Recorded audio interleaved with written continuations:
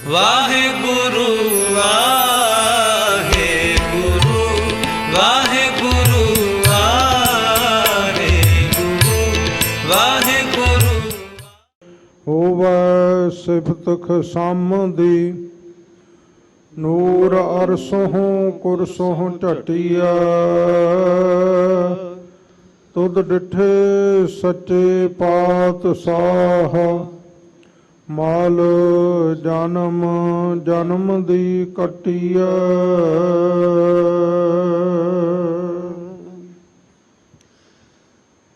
ਸਤਨਾਮ ਸ੍ਰੀ ਵਾਹਿਗੁਰੂ ਸਾਹਿਬ ਜੀ।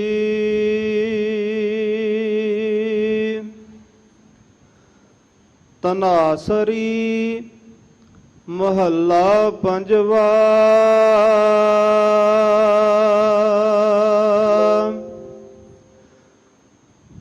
ਪਾਨੀ ਪੱਖਾ ਪੀਸੋ ਸੰਤ ਆਗਾ। ਗੁਣ ਗੋਵਿੰਦ ਜਸ ਗਾਈ।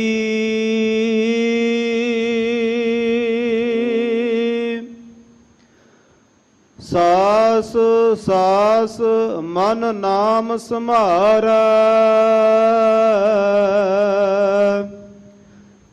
ਇਹੋ ਬਿਸਰਾਮ ਨਿਧ ਪਾਈ।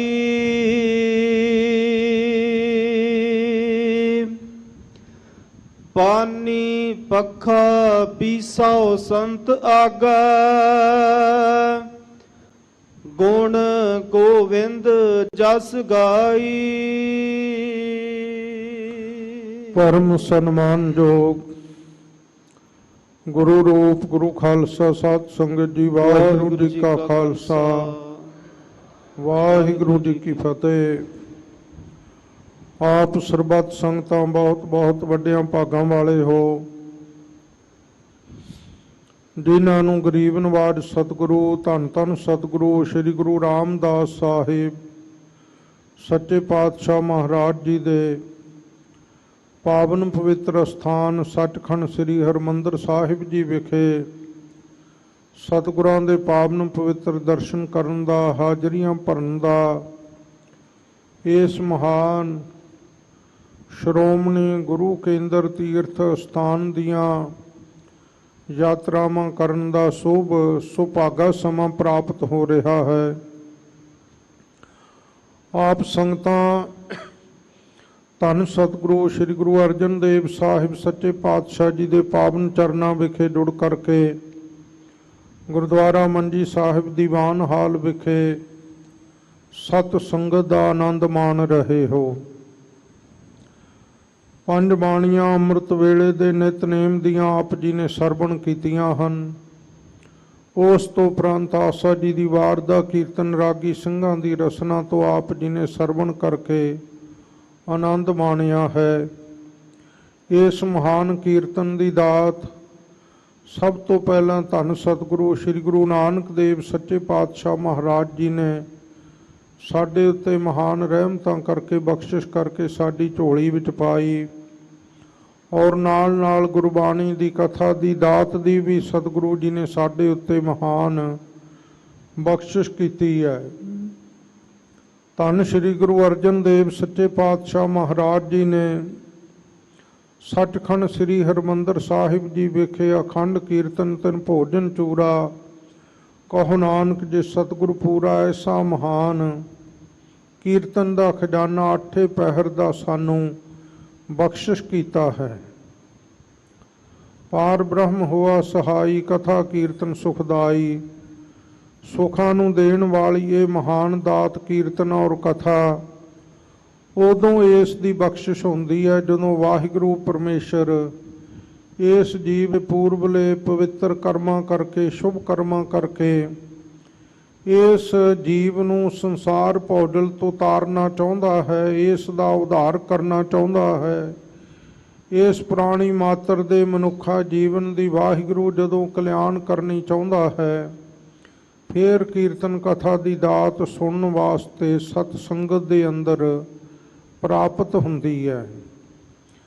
ਅੱਜ ਜੋ ਸੱਚਖੰਡ ਸ੍ਰੀ ਹਰਿਮੰਦਰ ਸਾਹਿਬ ਜੀ ਤੋਂ ਸ਼੍ਰੀ ਮੁਖਵਾਕ ਸਾਨੂੰ ਬਖਸ਼ਿਸ਼ ਹੋਏ ਹਨ, ਉਹਨਾਂ ਦੀ ਕਥਾ ਆਪ ਸੰਗਤਾਂ ਮਨ ਬਿਰਤੀ ਨੂੰ ਇਕਾਗਰ ਕਰਕੇ ਸਰਵਣ ਕਰੋ। ਅਕਾਲ ਪੁਰਖ ਵਾਹਿਗੁਰੂ ਪਰਮੇਸ਼ਰ ਜੀ ਦੇ ਦਰ ਤੋਂ ਸੇਵਾ ਦੀ ਦਾਤ ਕਿਵੇਂ ਪ੍ਰਾਪਤ ਕਰਨੀ ਹੈ, ਸੇਵਾ ਦੀ ਦਾਤ ਕਿਵੇਂ ਮੰਗਣੀ ਹੈ, ਔਰ ਸੇਵਾ ਨੂੰ ਪ੍ਰਾਪਤ ਕਰਕੇ ਬਖਸ਼ਿਸ਼ਾਂ ਕੀ ਪ੍ਰਾਪਤ ਹੁੰਦੀਆਂ ਹਨ, ਉਹ ਪਰਮ ਪਵਿੱਤਰ ਉਪਦੇਸ਼ ਸਾਨੂੰ ਧੰਨ ਸਤਿਗੁਰੂ ਸ੍ਰੀ ਗੁਰੂ ਅਰਜਨ ਦੇਵ ਸਾਹਿਬ ਜੀ ਬਖਸ਼ਿਸ਼ ਕਰ ਰਹੇ ਹਨ। ਸਤਨਾਮ ਸ੍ਰੀ ਵਾਹਿਗੁਰੂ ਸਾਹਿਬ ਜੀ। ਧਨਾਸਰੀ ਮਹੱਲਾ ਪੰਜਵਾ। ਧਨਾਸਰੀ ਰਾਗਣੀ ਅੰਦਰ ਧੰਨ ਗੁਰੂ ਨਾਨਕ ਸਾਹਿਬ ਜੀ ਦੇ ਪੰਜਵੇਂ ਸਰੂਪ ਧੰਨ ਸਤਿਗੁਰੂ ਸ੍ਰੀ ਗੁਰੂ ਅਰਜਨ ਦੇਵ ਸੱਚੇ ਪਾਤਸ਼ਾਹ ਜੀ ਪਰਮ ਪਵਿੱਤਰ ਉਪਦੇਸ਼ ਦੀ ਬਖਸ਼ਿਸ਼ ਕਰ ਰਹੇ ਹਨ। ਪਾਨੀ ਪੱਖਾ ਪੀਸੋ ਸੰਤ ਆਗਾ। ਜੀਵਨ ਦੇ ਵਿੱਚ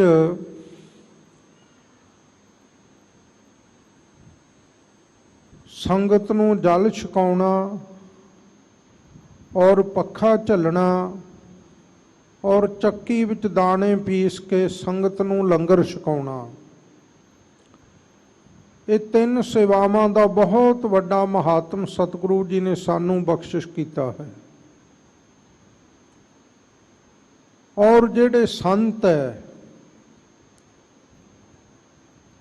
ਉਹਨਾਂ ਦੇ ਅੱਗੇ ਕਹਿੰਦੇ ਇਹ ਸੇਵਾ ਕਰਨੀ ਹੈ। ਸੰਤ ਸ਼ਬਦ ਦਾ ਪ੍ਰਯੋਗ ਕਰਨਾ ਬਹੁਤ ਸੁਖੈਨ ਹੈ। ਸੰਤ ਸ਼ਬਦ ਦਾ ਨਾਮ ਹਰ ਪ੍ਰਾਣੀ ਜੋੜਨ ਵਿੱਚ ਮੈਂ ਵੇਖਦਾ ਅੱਜ ਦੇ ਯੁੱਗ ਵਿੱਚ ਬਹੁਤ ਕਾਹਲਾ ਹੈ। ਹਰ ਬੰਦਾ ਸੰਤ ਸ਼ਬਦ ਜੋੜਨ ਲੱਗਿਆ ਧਾਰਮਿਕ ਪੱਖ ਵਿੱਚ ਜਦੋਂ ਅਸੀਂ ਵੇਖਦੇ ਹਾਂ ਸੰਤ ਸ਼ਬਦ ਨੂੰ ਲਾਉਣ ਵਿੱਚ ਬੜੀ ਕਾਹਲੀ ਕੀਤੀ ਜਾਂਦੀ ਹੈ ਔਰ ਸੰਤ ਸ਼ਬਦ ਆਪਣੇ ਨਾਲ ਜੋੜ ਕੇ ਲੋਕ ਆਪਣੇ ਆਪ ਨੂੰ ਸੰਤ ਅਖਵਾਉਣ ਦੇ ਵਿੱਚ ਬੜਾ ਮਾਣ ਮਹਿਸੂਸ ਕਰਦੇ ਹੈ। ਪਰ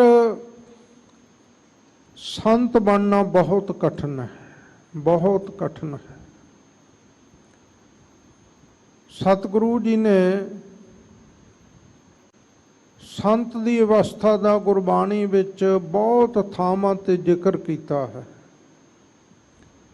ਜਿਨ੍ਹਾਂ ਸਾਸ ਗਰਾਸ ਨਾ ਵਿਸਰੈ ਹਰ ਨਾਮਾ ਮਨ ਮੰਤ, ਧਨ ਸੇ ਸਈ ਨਾਨਕਾ ਪੂਰਨ ਸੋਈ ਸੰਤ। ਜਿਹਨੂੰ ਅੱਠੇ ਪਹਿਰ ਸਵਾਸ ਗਰਾਸ ਵਾਹਿਗੁਰੂ ਦਾ ਨਾਮ ਨਹੀਂ ਭੁੱਲਦਾ ਉਹ ਸੰਤ ਹੈ। ਔਰ ਜਿਹੜਾ ਐਸੀ ਅਵਸਥਾ ਵਾਲਾ ਗੁਰਮੁਖ ਜਨ ਹੈ ਉਸ ਦੇ ਦਰਸ਼ਨ ਕਰਕੇ ਉਹਦੀ ਸੰਗਤ ਕਰਕੇ ਉਸ ਪਾਸ ਬੈਠ ਕੇ ਵੀ ਮਹਿਸੂਸ ਹੋ ਜਾਂਦਾ ਹੈ। ਬਰਫ਼ ਦੀਆਂ ਪਹਾੜੀਆਂ ਕੋਲ ਜਾ ਕੇ ਠੰਡ ਮੰਗਣ ਦੀ ਲੋੜ ਨਹੀਂ ਪੈਂਦੀ, ਆਪੇ ਠੰਡ ਪ੍ਰਾਪਤ ਹੋਣ ਲੱਗ ਜਾਂਦੀ ਹੈ। ਬਿਰਛ ਕੋਲੇ ਜਾ ਕੇ ਸ਼ਾਨ ਦੀ ਸੀਤਲਤਾ ਨਹੀਂ ਮੰਗਣ ਦੀ ਲੋੜ, ਆਪੇ ਸੀਤਲਤਾ ਮਿਲਣ ਲੱਗ ਜਾਂਦੀ ਹੈ। ਪਾਣੀ ਦੇ ਦਰਿਆ ਦੇ ਕਿਨਾਰੇ ਜਾ ਕੇ ਠੰਡਕ ਮਹਿਸੂਸ ਹੋਣ ਲੱਗ ਜਾਂਦੀ ਹੈ। ਜਿਸ ਦੀ ਐਸੀ ਅਵਸਥਾ ਹੈ ਜਿਹਨੂੰ ਵਾਹਿਗੁਰੂ ਦਾ ਨਾਮ ਨਹੀਂ ਭੁੱਲਦਾ, ਉਹਦੀ ਸੰਗਤ ਕਰਕੇ ਉਹਦੇ ਪਾਸ ਬੈਠ ਕੇ ਮਹਿਸੂਸ ਹੋਣ ਲੱਗ ਜਾਂਦਾ ਹੈ। ਉਹਦੀ ਅਵਸਥਾ ਨੂੰ ਵੇਖ ਕੇ ਪਤਾ ਲੱਗ ਜਾਂਦਾ ਹੈ ਕਿ ਇਹ ਸੰਤ ਹੈ, ਜਿਹੜਾ ਵਿਕਾਰਾਂ ਤੋਂ ਰਹਿਤ ਹੋ ਗਿਆ। ਇੰਨੀ ਉੱਚੀ ਅਵਸਥਾ ਵਾਲੀ ਪਰਮ ਪਦਵੀ ਨੂੰ ਜਿਸ ਨੇ ਪ੍ਰਾਪਤ ਕਰ ਲਿਆ ਔਰ ਜਿਹਦੇ ਦਰਸ਼ਨ ਕਰਕੇ ਆਵੇ ਸਾਹਿਬ ਚਿੱਤ ਤੇਰਿਆਂ ਭਗਤਾਂ ਡਿਠਿਆ, ਵਾਹਿਗੁਰੂ ਚੇਤੇ ਆ ਜਾਏ। ਜਿਹਦੇ ਪਾਸ ਬੈਠ ਕੇ ਮਨ ਵਿੱਚੋਂ ਦੂਜੇ ਖਿਆਲ ਰੁਕ ਜਾਣ, ਦੂਜਾ ਫੁਰਨਾ ਹੀ ਨਾ ਕੋਈ ਫੁਰੇ, ਕੇਵਲ ਵਾਹਿਗੁਰੂ ਦੀ ਭਗਤੀ ਦਾ ਹੀ ਅੰਦਰ ਖਿਆਲ ਚੱਲ ਪਵੇ, ਮਨ ਤਪਿਆ ਹੋਇਆ ਸੀਤਲ ਹੋ ਜਾਏ। ਉਹਦੀ ਕਰਨੀ ਤੋਂ ਅੰਦਾਜ਼ਾ ਲੱਗ ਜਾਂਦਾ ਕਿ ਇਹ ਸੰਤ ਅਵਸਥਾ ਨੂੰ ਪ੍ਰਾਪਤ ਕਰ ਚੁੱਕਾ ਹੈ। ਸਾਧੂ ਦੀ ਸੰਤ ਦੀ ਅਵਸਥਾ ਬੜੀ ਕਠਿਨ ਹੈ। ਇਸ ਦਾ ਜ਼ਿਕਰ ਭਾਈ ਗੁਰਦਾਸ ਜੀ ਨੇ ਆਪਣੀਆਂ ਵਾਰਾਂ ਵਿੱਚ ਕਵਿਤਾ ਵਿੱਚ ਬੜਾ ਸੁੰਦਰ ਕੀਤਾ ਹੈ। ਜੈਸੇ ਤਿਲ ਪੀੜ ਤੇਲ ਕਾਢੀਅਤ ਕਸ਼ਟ ਕੈ, ਤਾਤੇ ਹੋਏ ਦੀਪਕ ਜਰਾਇਓ ਜਿਆਰੋ ਜੀ। जैसे रोम रोम कर काटिया अजा को तान, ताकि बाजै तात राग रागनी सो प्यारो जी। जैसे तो उटाए दर्पण कीजै लोस्ट सेती, ताही ते कर गह मुख देखत संसारो जी। तैसे दुख भोग सुध साधन कै साध भये, ताही ते करत जगत को निस्तारो जी। भाई गुरदास जी कहते हैं ਇਹ ਤਿੰਨ ਤਰ੍ਹਾਂ ਦੀ ਬੜੀ ਕਠਿਨ ਘਾਲਣਾ ਉਹਨਾਂ ਨੇ ਇਸ ਦਾ ਆਪ ਜ਼ਿਕਰ ਕੀਤਾ ਹੈ ਕਿ ਜਿਵੇਂ ਇਹ ਤਿੰਨ ਬੜੇ ਕਠਿਨ ਮਾਰਗ ਹੈ। ਜਿਵੇਂ ਬੱਕਰੀ ਦੀਆਂ ਆਂਦਰਾਂ ਦਾ ਰੋਮ ਰੋਮ ਕੱਟ ਕੇ ਉਹਦੇ ਵਿੱਚੋਂ ਤਾਰਾਂ ਬਣਾਈਆਂ ਜਾਂਦੀਆਂ, ਬੱਕਰੀ ਨੂੰ ਆਪਣੀ ਜਾਨ ਦੇ ਕੇ ਆਪਣਾ ਆਪ ਨਿਸ਼ਾਵਰ ਕਰਕੇ ਫਿਰ ਕਿਤੇ ਉਹ ਰਾਗ ਰਾਗਣੀਆਂ ਨੂੰ ਗਾਉਣ ਦੇ ਉਹਦੀਆਂ ਤਾਰਾਂ ਯੋਗ ਬਣਦੀਆਂ। ਔਰ ਇਸੇ ਹੀ ਤਰ੍ਹਾਂ ਤੇਲਾਂ ਦਾ ਜਿਹੜਾ ਤੇਲ ਹੈ ਉਸ ਨੂੰ ਆਪਣੇ ਆਪ ਨੂੰ ਕੋਹਲੂ ਵਿੱਚ ਪਾ ਕੇ ਪੜਾਉਣਾ ਪੈਂਦਾ, ਫਿਰ ਕਿਤੇ ਜਾ ਕੇ ਉਹ ਦੀਵੇ ਵਿੱਚ ਜਗਦਾ।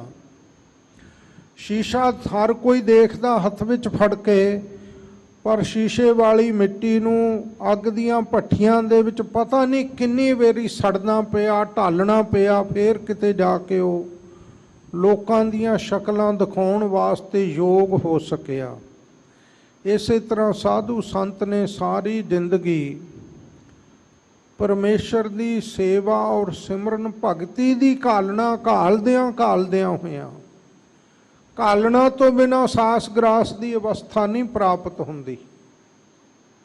ਸੋ ਐਸੀ ਘਾਲਣਾ ਨੂੰ ਘਾਲਦਿਆਂ ਵਿਕਾਰਾਂ ਦੀ ਅੱਗ ਨੂੰ ਜਿਸ ਨੇ ਸ਼ਾਂਤ ਕਰ ਲਿਆ ਔਰ ਜਿਹਦਾ ਹਿਰਦਾ ਔਰ ਮਨ ਤਨ ਐਨ ਬਿਲਕੁਲ ਸ਼ੁੱਧ ਹੋ ਗਿਆ, ਨਿਰਮਲ ਹੋ ਗਿਆ, ਜਿਹਦੇ ਹਿਰਦੇ ਵਿੱਚ ਅੱਠੇ ਪਹਿਰ ਪ੍ਰਵਾਹ ਚੱਲਦਾ ਵਾਹਿਗੁਰੂ ਦੇ ਨਾਮ ਦਾ, ਉਹ ਸੰਤ ਹੈ।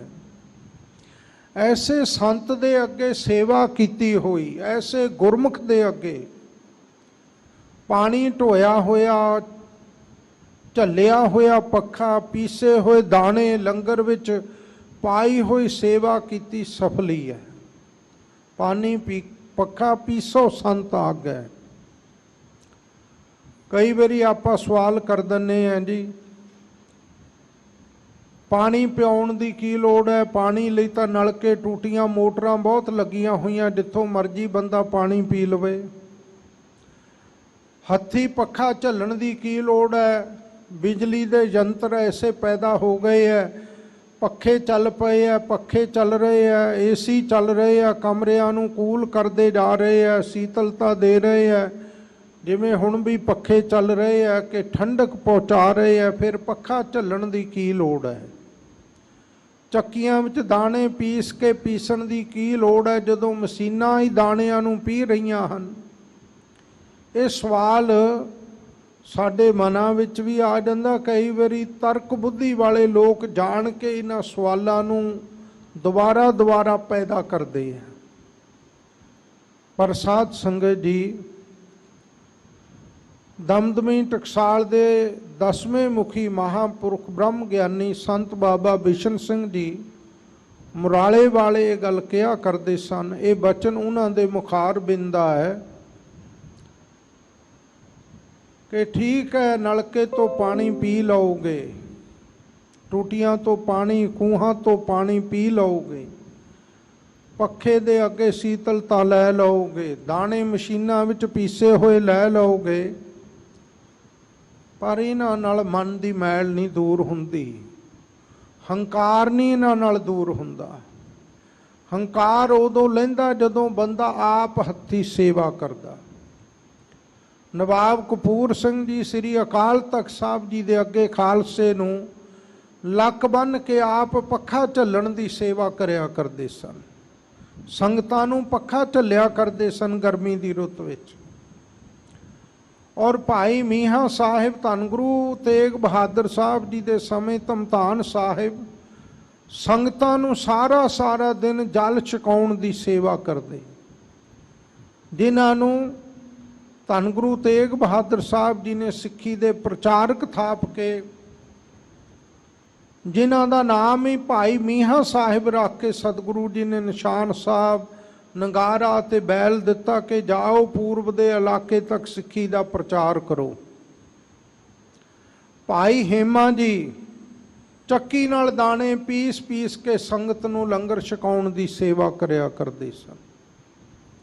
ਧੰਨ ਗੁਰੂ ਅਰਜਨ ਦੇਵ ਸਾਹਿਬ ਜੀ ਜਦੋਂ ਖਾਨਪੁਰੀ, ਜਿੱਥੇ ਅੱਜ ਗੁਰਦੁਆਰਾ ਖਾਨ ਛਾਪੜੀ ਸਾਹਿਬ ਹੈ, ਇਸ ਇਲਾਕੇ ਵਿੱਚ ਗਏ, ਨਾਲ ਭਾਈ ਗੁਰਦਾਸ ਜੀ, ਬਾਬਾ ਬੁੱਢਾ ਜੀ, ਭਾਈ ਵਿਧੀ ਚੰਦ ਸਾਹਿਬ, ਐਸੇ ਮਹਾਨ ਗੁਰਸਿੱਖ ਮਹਾਂਪੁਰਖ ਵੀ ਨਾਲ ਸਨ। ਤਾਂ ਬਰਸਾਤ ਪੈਣ ਲੱਗ ਗਈ। ਭਾਈ ਗੁਰਦਾਸ ਜੀ ਕਹਿੰਦੇ, ਮਹਾਰਾਜ ਇੱਥੇ ਨੇੜੇ ਨਗਰ ਹੈ ਖਾਨਪੁਰੀ, ਆਪਾਂ ਉੱਥੇ ਜਾ ਕੇ ਕਿਤੇ ਕਿਸੇ ਘਰ ਵਿੱਚ ਕੁਝ ਸਮਾਂ ਆਰਾਮ ਕਰੀਏ।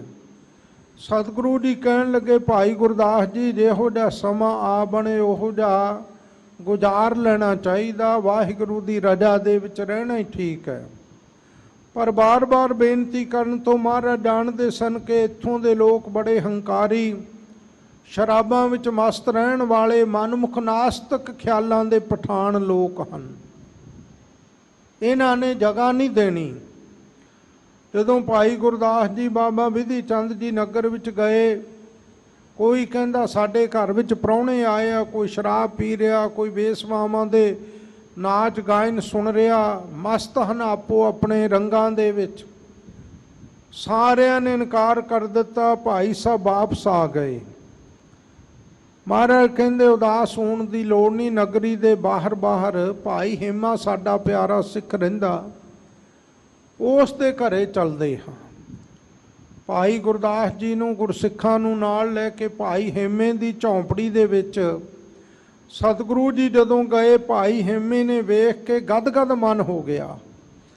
ਆਪਣੇ ਉੱਤੇ ਲਈ ਹੋਈ ਭੂਰੀ ਦੀ ਕੰਬਲੀ ਦੇ ਨਾਲ ਸਤਿਗੁਰੂ ਜੀ ਦੇ ਚਰਨ ਝਾੜ ਕੇ ਆਸਣ ਤੇ ਸਤਿਗੁਰੂ ਜੀ ਨੂੰ ਸੁਭਾਏਮਾਨ ਕੀਤਾ। ਫਿਰ ਹੱਥੀ ਚੱਕੀ ਨਾਲ ਦਾਣੇ ਪੀਸ ਕੇ ਲੰਗਰ ਤਿਆਰ ਕਰਕੇ ਪ੍ਰਸ਼ਾਦਾ ਛਕਾਇਆ। ਮਹਾਰਾਜ ਕਹਿੰਦੇ, ਭਾਈ ਹੇਮਾ ਮੰਗ ਕੀ ਮੰਗਣਾ? ਕਹਿਣ ਲੱਗੇ, ਮਹਾਰਾਜ ਵਾਹਿਗੁਰੂ ਪਰਮੇਸ਼ਰ ਦੇ ਚਰਨਾਂ ਨਾਲ, ਨਾਮ ਨਾਲ ਮਨ ਜੁੜਿਆ ਰਹੇ। ਮਹਾਰਾਜ ਕਹਿੰਦੇ, ਕੋਈ ਰਿੱਧੀਆਂ ਸਿੱਧੀਆਂ ਦੀ ਇੱਛਾ? ਕਹਿਣ ਲੱਗੇ, ਨਹੀਂ ਮਹਾਰਾਜ, ਕੋਈ ਦੁਨੀਆ ਦੇ ਕੋਈ ਰਿੱਧੀਆਂ ਸਿੱਧੀਆਂ ਚਾਹੀਦੀਆਂ ਹੀ ਨਹੀਂ ਹਨ। ਚਾਰ ਪਦਾਰਥ ਮੰਗ ਲੈ? ਨਹੀਂ ਮਹਾਰਾਜ। ਕੋਈ ਰਾਜ ਭਾਗ ਮੰਗ ਲੈ? ਨਹੀਂ ਸੱਚੇ ਪਾਤਸ਼ਾਹ। ਮਹਾਰਾਜ ਕਹਿੰਦੇ, ਚੰਗਾ, ਨਾਮ ਦੀ ਦਾਤ ਵੀ ਤੈਨੂੰ ਪ੍ਰਾਪਤ ਹੋਈ, ਬ੍ਰਹਮ ਗਿਆਨ ਦੀ ਵੀ ਦਾਤ ਤੈਨੂੰ ਪ੍ਰਾਪਤ ਹੋਈ, ਰਿੱਧੀਆਂ ਸਿੱਧੀਆਂ ਵੀ ਤੇਰੇ ਦਰ ਤੇ ਸਦਾ ਸੇਵਾ ਕਰਿਆ ਕਰਨਗੀਆਂ, ਹਾਜ਼ਰ ਰਿਹਾ ਕਰਨਗੀਆਂ। ਤੇਰੀ ਇੱਛਾ ਹੋਵੇ ਵਰਤ ਲਈ, ਨਹੀਂ ਵਰਤਣੀ ਨਾ ਵਰਤੀ, ਨਹੀਂ ਵਰਤਨੀਆਂ ਨਾ ਵਰਤੀ। ਸੋ ਐਸੇ ਗੁਰਸਿੱਖ ਹੱਥੀ ਚੱਕੀ ਨਾਲ ਪੀਸ ਕੇ ਦਾਣਾ ਸੰਗਤ ਨੂੰ ਪ੍ਰਸ਼ਾਦਾ ਛਕਾਉਣਾ। ਅੰਮ੍ਰਿਤ ਵੇਲੇ ਇੱਕ ਦਿਨ ਮਰਾਲੇ ਨਗਰ ਵਿੱਚ ਮਹਾਂਪੁਰਖ ਗੁਰਬਾਣੀ ਦੀ ਕਥਾ ਕਰ ਰਹੇ ਸਨ, ਮਹਾਤਮਾ ਸੰਤ ਬਾਬਾ ਬਿਸ਼ਨ ਸਿੰਘ ਜੀ। ਉਹਨਾਂ ਨੇ ਕਥਾ ਕਰਦਿਆਂ ਇੱਕ ਸਵਾਲ ਸੰਗਤ ਦੇ ਵਿੱਚ ਰੱਖਿਆ। ਕਹਿਣ ਲੱਗੇ, ਭਾਈ ਸਭ ਤੋਂ ਉੱਤਮ ਸੇਵਾ ਕਿਹੜੀ ਹੈ? ਕਿਹੜੀ ਸੇਵਾ ਕਰਨੀ ਚਾਹੀਦੀ ਹੈ? ਤਾਂ ਸੰਗਤ ਵਿੱਚੋਂ ਮਹਾਂਪੁਰਖ ਦਮਦਮੀ ਟਕਸਾਲ ਦੇ 12ਵੇਂ ਮੁਖੀ, ਦਮਦਮੀ ਟਕਸਾਲ ਦੇ 11ਵੇਂ ਮੁਖੀ ਪੰਥ ਰਤਨ ਬ੍ਰਹਮ ਗਿਆਨੀ ਸੰਤ ਬਾਬਾ ਸੁੰਦਰ ਸਿੰਘ ਜੀ ਭਿੰਡਰਾਂ ਵਾਲਿਆਂ ਦੇ ਪਿਤਾ ਬਾਬਾ ਖਜਾਨ ਸਿੰਘ ਜੀ ਕਥਾ ਸੁਣ ਰਹੇ ਸਨ। ਉੱਠ ਕੇ ਖੜੇ ਹੋ ਗਏ, ਗਲ ਵਿੱਚ ਪੱਲਾ ਪਾ ਕੇ ਕਹਿਣ ਲੱਗੇ, ਮਹਾਂਪੁਰਖੋ, ਸੂਰਜ ਨੂੰ ਦੀਵਾ ਦਿਖਾਉਣ ਦੀ ਲੋੜ ਨਹੀਂ ਹੁੰਦੀ, ਸੂਰਜ ਆਪ ਪ੍ਰਕਾਸ਼ ਸਰੂਪ ਹੈ। ਇਸ ਕਰਕੇ ਚੰਦਰਮਾ ਨੂੰ ਵੀ ਨਹੀਂ ਪ੍ਰਕਾਸ਼ ਦਿਖਾਉਣ ਦੀ ਲੋੜ ਹੈ। ਆਪ ਨਾਲੋਂ ਕੌਣ ਵੱਡਾ ਗਿਆਨਵਾਨ ਹੈ ਕਿ ਤੁਹਾਨੂੰ ਅਸੀਂ ਦਸੀਏ? ਕਹਿਣ ਲੱਗੇ, ਨਹੀਂ ਭਾਈ, ਸਾਡਾ ਫੁਰਨਾ ਹੈ। ਤਾਂ ਕਹਿਣ ਲੱਗੇ, ਜੀ ਸਭ ਤੋਂ ਉੱਤਮ ਸੇਵਾ ਚੱਕੀ ਨਾਲ ਆਟਾ ਪੀਸ ਕੇ ਲੰਗਰ ਦੇ ਵਿੱਚ ਪ੍ਰਸ਼ਾਦੇ ਪਕਾ ਕੇ ਸੰਗਤ ਨੂੰ ਛਕਾਉਣੇ, ਇਹ ਸਭ ਤੋਂ ਉੱਤਮ ਤੇ ਮਹਾਨ ਸੇਵਾ ਹੈ। ਕਰਨੀ ਵਾਲੇ ਮਹਾਂਪੁਰਸ਼ਾਂ ਦੀ ਘਾਲਣਾ ਕੈਸੀ ਮਹਾਨ ਹੁੰਦੀ ਹੈ। ਉਸੇ ਦਿਨ ਤੋਂ ਆਪ ਚੱਕੀ ਨਾਲ ਦਾਣੇ ਪੀਸਣੇ ਸ਼ੁਰੂ ਕਰ ਦਿੱਤੇ। ਅੰਮ੍ਰਿਤ ਵੇਲੇ ਜਿਹੜੀ ਦੇਗ ਬਣਦੀ, ਰੋਜ਼ਾਨਾ ਤਾਜ਼ਾ ਆਟਾ ਆਪਣੇ ਹੱਥੀਂ ਪੀਸ ਕੇ ਦੇਗ ਵਿੱਚ ਔਰ ਲੰਗਰ ਦੇ ਵਿੱਚ ਪਾਇਆ ਕਰਦੇ। ਦੇਗ ਤਿਆਰ ਕਰਕੇ ਫਿਰ 2 ਘੰਟੇ ਗੁਰਬਾਣੀ ਦੀ ਕਥਾ ਸੰਗਤ ਨੂੰ ਸਰਵਣ ਕਰਵਾਉਣੀ, ਫਿਰ ਆਪ ਤੰਦੂਰ ਤੇ ਹੱਥੀਂ ਪ੍ਰਸ਼ਾਦੇ ਪਕਾ ਕੇ ਸੰਗਤਾਂ ਨੂੰ ਛਕਾਉਣੇ। ਲੰਮਾ ਸਮਾਂ ਕਈ ਸਾਲ ਐਸੀ ਮਹਾਨ ਘਾਲਣਾ ਉਹ ਬ੍ਰਹਮ ਵੇਤੇ ਮਹਾਂਪੁਰਖ ਕਰਦੇ ਰਹੇ। ਔਰ ਉਹਨਾਂ ਤੋਂ ਬਾਅਦ ਸੰਤ ਬਾਬਾ ਸੁੰਦਰ ਸਿੰਘ ਜੀ ਭਿੰਡਰਾਂ ਵਾਲੇ ਵੀ ਜਿੰਨਾ ਚਿਰ ਮੁਰਾਲੇ ਉਹਨਾਂ ਮਹਾਂਪੁਰਖਾਂ ਦੇ ਪਾਸ ਰਹੇ, ਹੱਥੀਂ ਚੱਕੀ ਪੀਸਣ ਦੀ ਸੇਵਾ ਆਪ ਕਰਿਆ ਕਰਦੇ ਸਨ। ਸੋ ਐਸੀਆਂ ਮਹਾਨ ਘਾਲਣਾ, ਮਹਾਨ ਸੇਵਾਵਾਂ ਗੁਰਸਿੱਖਾਂ ਨੇ ਆਪਣੇ ਜੀਵਨ ਵਿੱਚ ਕੀਤੀਆਂ ਹਨ। ਸੋ ਇਸ ਕਰਕੇ ਪਾਣੀ ਪੱਖਾ ਪੀਸੋ ਸੰਤ ਆ ਗਏ। ਸੰਤ ਅਵਸਥਾ ਦਾ ਗੁਰਮੁਖ ਦਾ ਨਾਮ ਵੀ ਹੈ, ਸੰਤ ਸਤਿਗੁਰੂ ਦਾ ਨਾਮ ਵੀ ਹੈ। ਸੰਤ ਤੋਂ ਸ੍ਰੇਸ਼ਟ ਸਤਿਗੁਰਾਂ ਦੇ ਦਰ ਦੇ ਅੱਗੇ ਸੰਗਤਾਂ ਨੂੰ ਜਲ ਛਕਾਉਣ ਦੀ ਸੇਵਾ, ਜਿਵੇਂ ਧੰਨ ਬਾਬਾ ਸੁਬਾਇਆ ਸਿੰਘ ਸਾਹਿਬ ਜੀ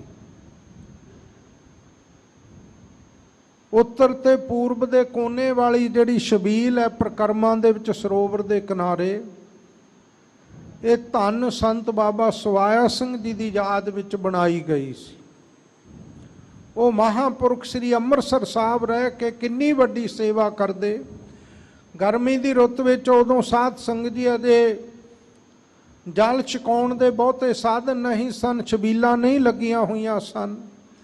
ਆਪ ਜੀ ਨੇ ਖੂਹਾਂ ਤੋਂ ਠੰਡਾ ਜਲ ਭਰ ਭਰ ਕੇ ਘੜਿਆਂ ਦੇ ਵਿੱਚ ਲੈ ਕੇ ਆਉਣਾ ਤੇ ਬਾਟੇ ਸੁਕਮਾਂਡ ਕਰਕੇ ਪ੍ਰਕਰਮਾਂ ਦੇ ਵਿੱਚ ਸਾਰਾ ਦਿਨ ਸੰਗਤਾਂ ਨੂੰ ਜਲ ਛਕਾਉਣ ਦੀ ਸੇਵਾ ਕਰਨੀ, ਆਪ ਸੰਗਤਾਂ ਨੂੰ ਜਲ ਵਰਤਾਉਣ ਦੀ ਸੇਵਾ ਕਰਨੀ, ਔਰ ਕੋਲੇ ਵੀ ਸੰਗਤਾਂ ਦੇ ਜੂਠੇ ਆਪ ਮਾਂਜਣੇ।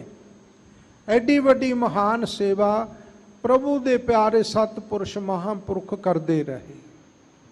ਇਸ ਕਰਕੇ ਜਲ ਛਕਾਉਣਾ, ਸੰਗਤ ਨੂੰ ਪੱਖਾ ਝੱਲਣਾ ਔਰ ਚੱਕੀ ਦੇ ਵਿੱਚ ਆਟਾ ਪੀਸ ਕੇ ਸੰਗਤ ਨੂੰ ਪ੍ਰਸ਼ਾਦੇ ਬਣਾ ਕੇ ਛਕਾਉਣੇ। ਮਹਾਂਪੁਰਖ ਸੰਤ ਬਾਬਾ ਮਿੱਤ ਸਿੰਘ ਜੀ ਗੁਰਦੁਆਰਾ ਮਾਤਾ ਸਾਹਿਬ ਦੇਵ ਕੌਰ ਜੀ ਵਾਲੇ ਆਪ ਕਈ ਵਾਰੀ ਆਟਾ ਪੀਸ ਕੇ ਸੰਗਤਾਂ ਨੂੰ ਪ੍ਰਸ਼ਾਦੇ ਪਕਾ ਕੇ ਆਪ ਛਕਾਇਆ ਕਰਦੇ ਸਨ। ਸੋ ਸਾਧ ਸੰਗਤ ਜੀ, ਐਸੇ ਗੁਰਸਿੱਖ ਗੁਰਮੁਖ ਆਤਮਾਵਾਂ ਹੋਈਆਂ ਜਿਨ੍ਹਾਂ ਨੇ ਇਸ ਸੇਵਾ ਨੂੰ ਆਪਣੇ ਹੱਥੀਂ ਕੀਤਾ ਤੇ ਕਰਕੇ ਵਿਖਾਇਆ, ਔਰ ਉਹ ਪੂਰਨ ਸੰਤ ਵੀ ਸਨ। ਇਸ ਕਰਕੇ ਮਹਾਰਾਜ ਕਹਿੰਦੇ ਪਾਣੀ ਪੱਖਾ ਪੀਸੋ ਸੰਤ ਆਗੈ। ਇਹ ਪਰਮੇਸ਼ਰ ਦੇ ਦਰ ਦੀ ਜਿਹੜੀ ਸੇਵਾ ਕਰਨੀ ਹੈ, ਜਲ ਛਕਾਉਣਾ, ਪਾਣੀ ਪਿਆਉਣਾ, ਗਰਮੀ ਵਿੱਚ ਪੱਖਾ ਝੱਲਣਾ ਔਰ ਚੱਕੀ ਨਾਲ ਦਾਣਾ ਆਟਾ ਪੀਸ ਕੇ ਪ੍ਰਸ਼ਾਦੇ ਛਕਾਉਣੇ ਹਨ।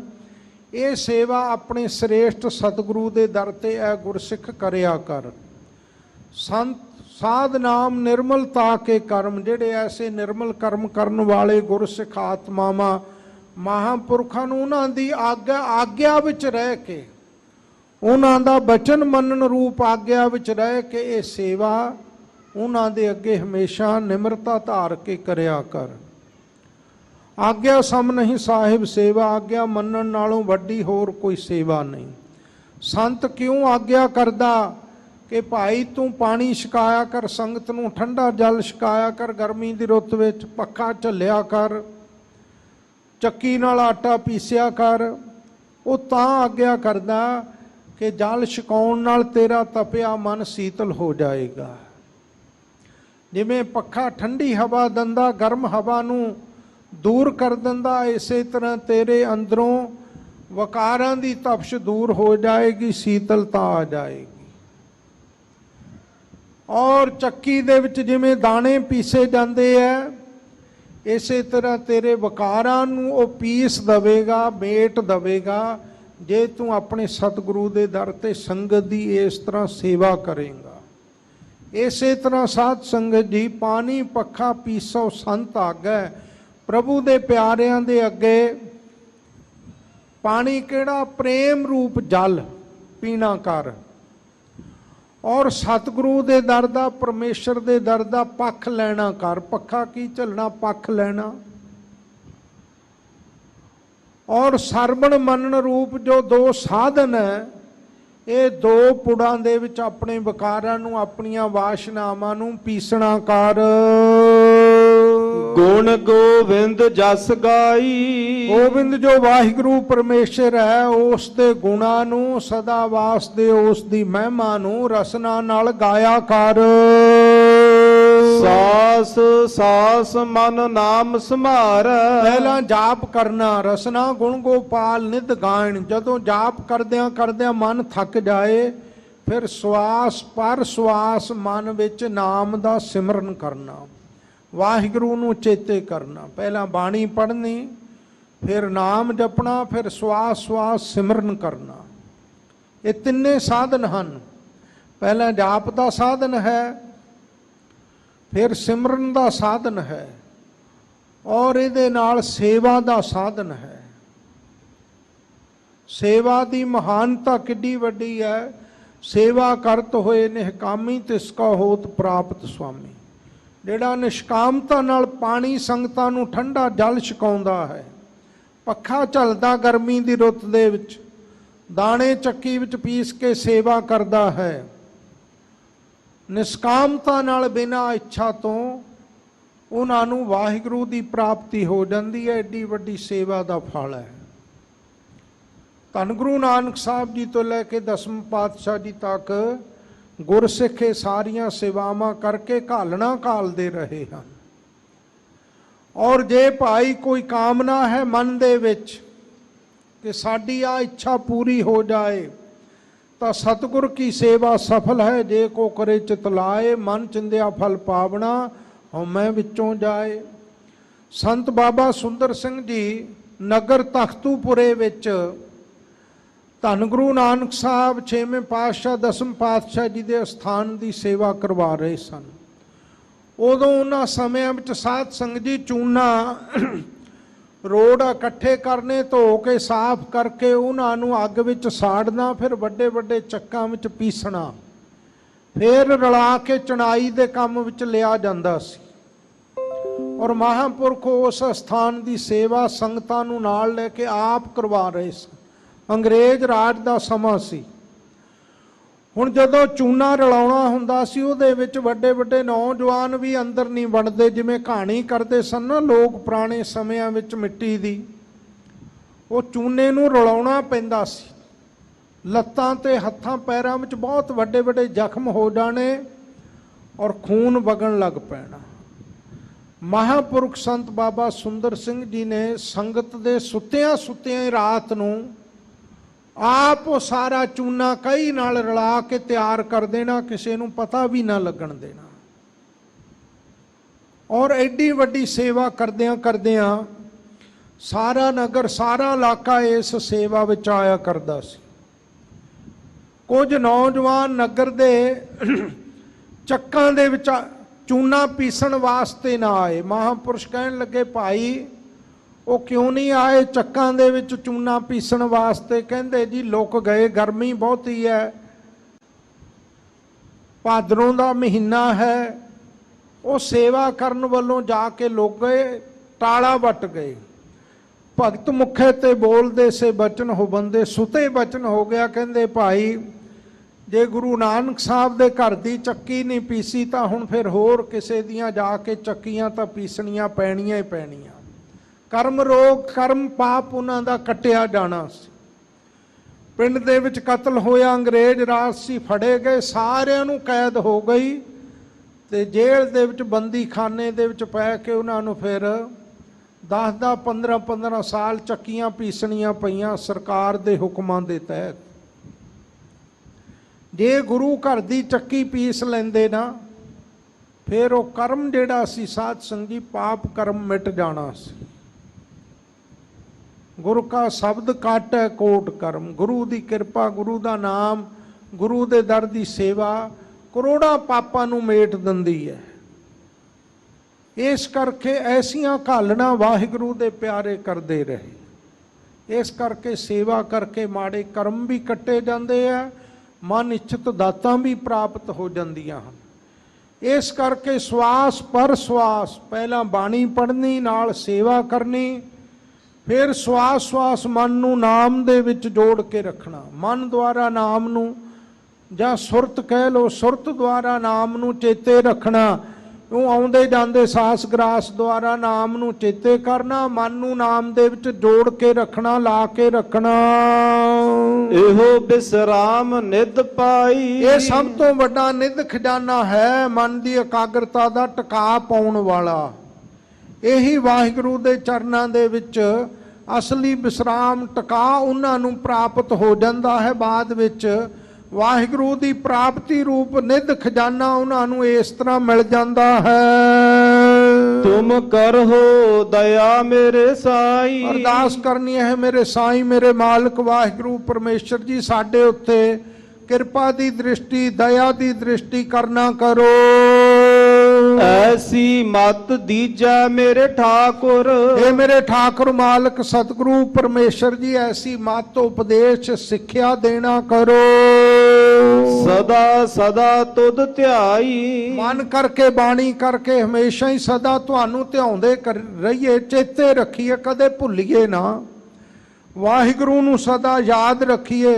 ਸਿਮਰਨ ਦੁਆਰਾ ਹੀ ਵਾਹਿਗੁਰੂ ਨੂੰ ਯਾਦ ਰੱਖਣ ਦਾ ਸਭ ਤੋਂ ਵੱਡਾ ਸੁਖੈਨ ਅਤੇ ਸ੍ਰੇਸ਼ਟ ਔਰ ਸਰਲ ਸਾਧਨ ਹੈ। ਇਸ ਕਰਕੇ ਹਮੇਸ਼ਾ ਵਾਹਿਗੁਰੂ ਦੇ ਨਾਮ ਨੂੰ ਧਿਆਉਂਦੇ ਰਹੀਏ, ਧਿਆਨ ਵਿੱਚ ਲਿਆ ਕੇ ਸਿਮਰਨ ਕਰੀਏ।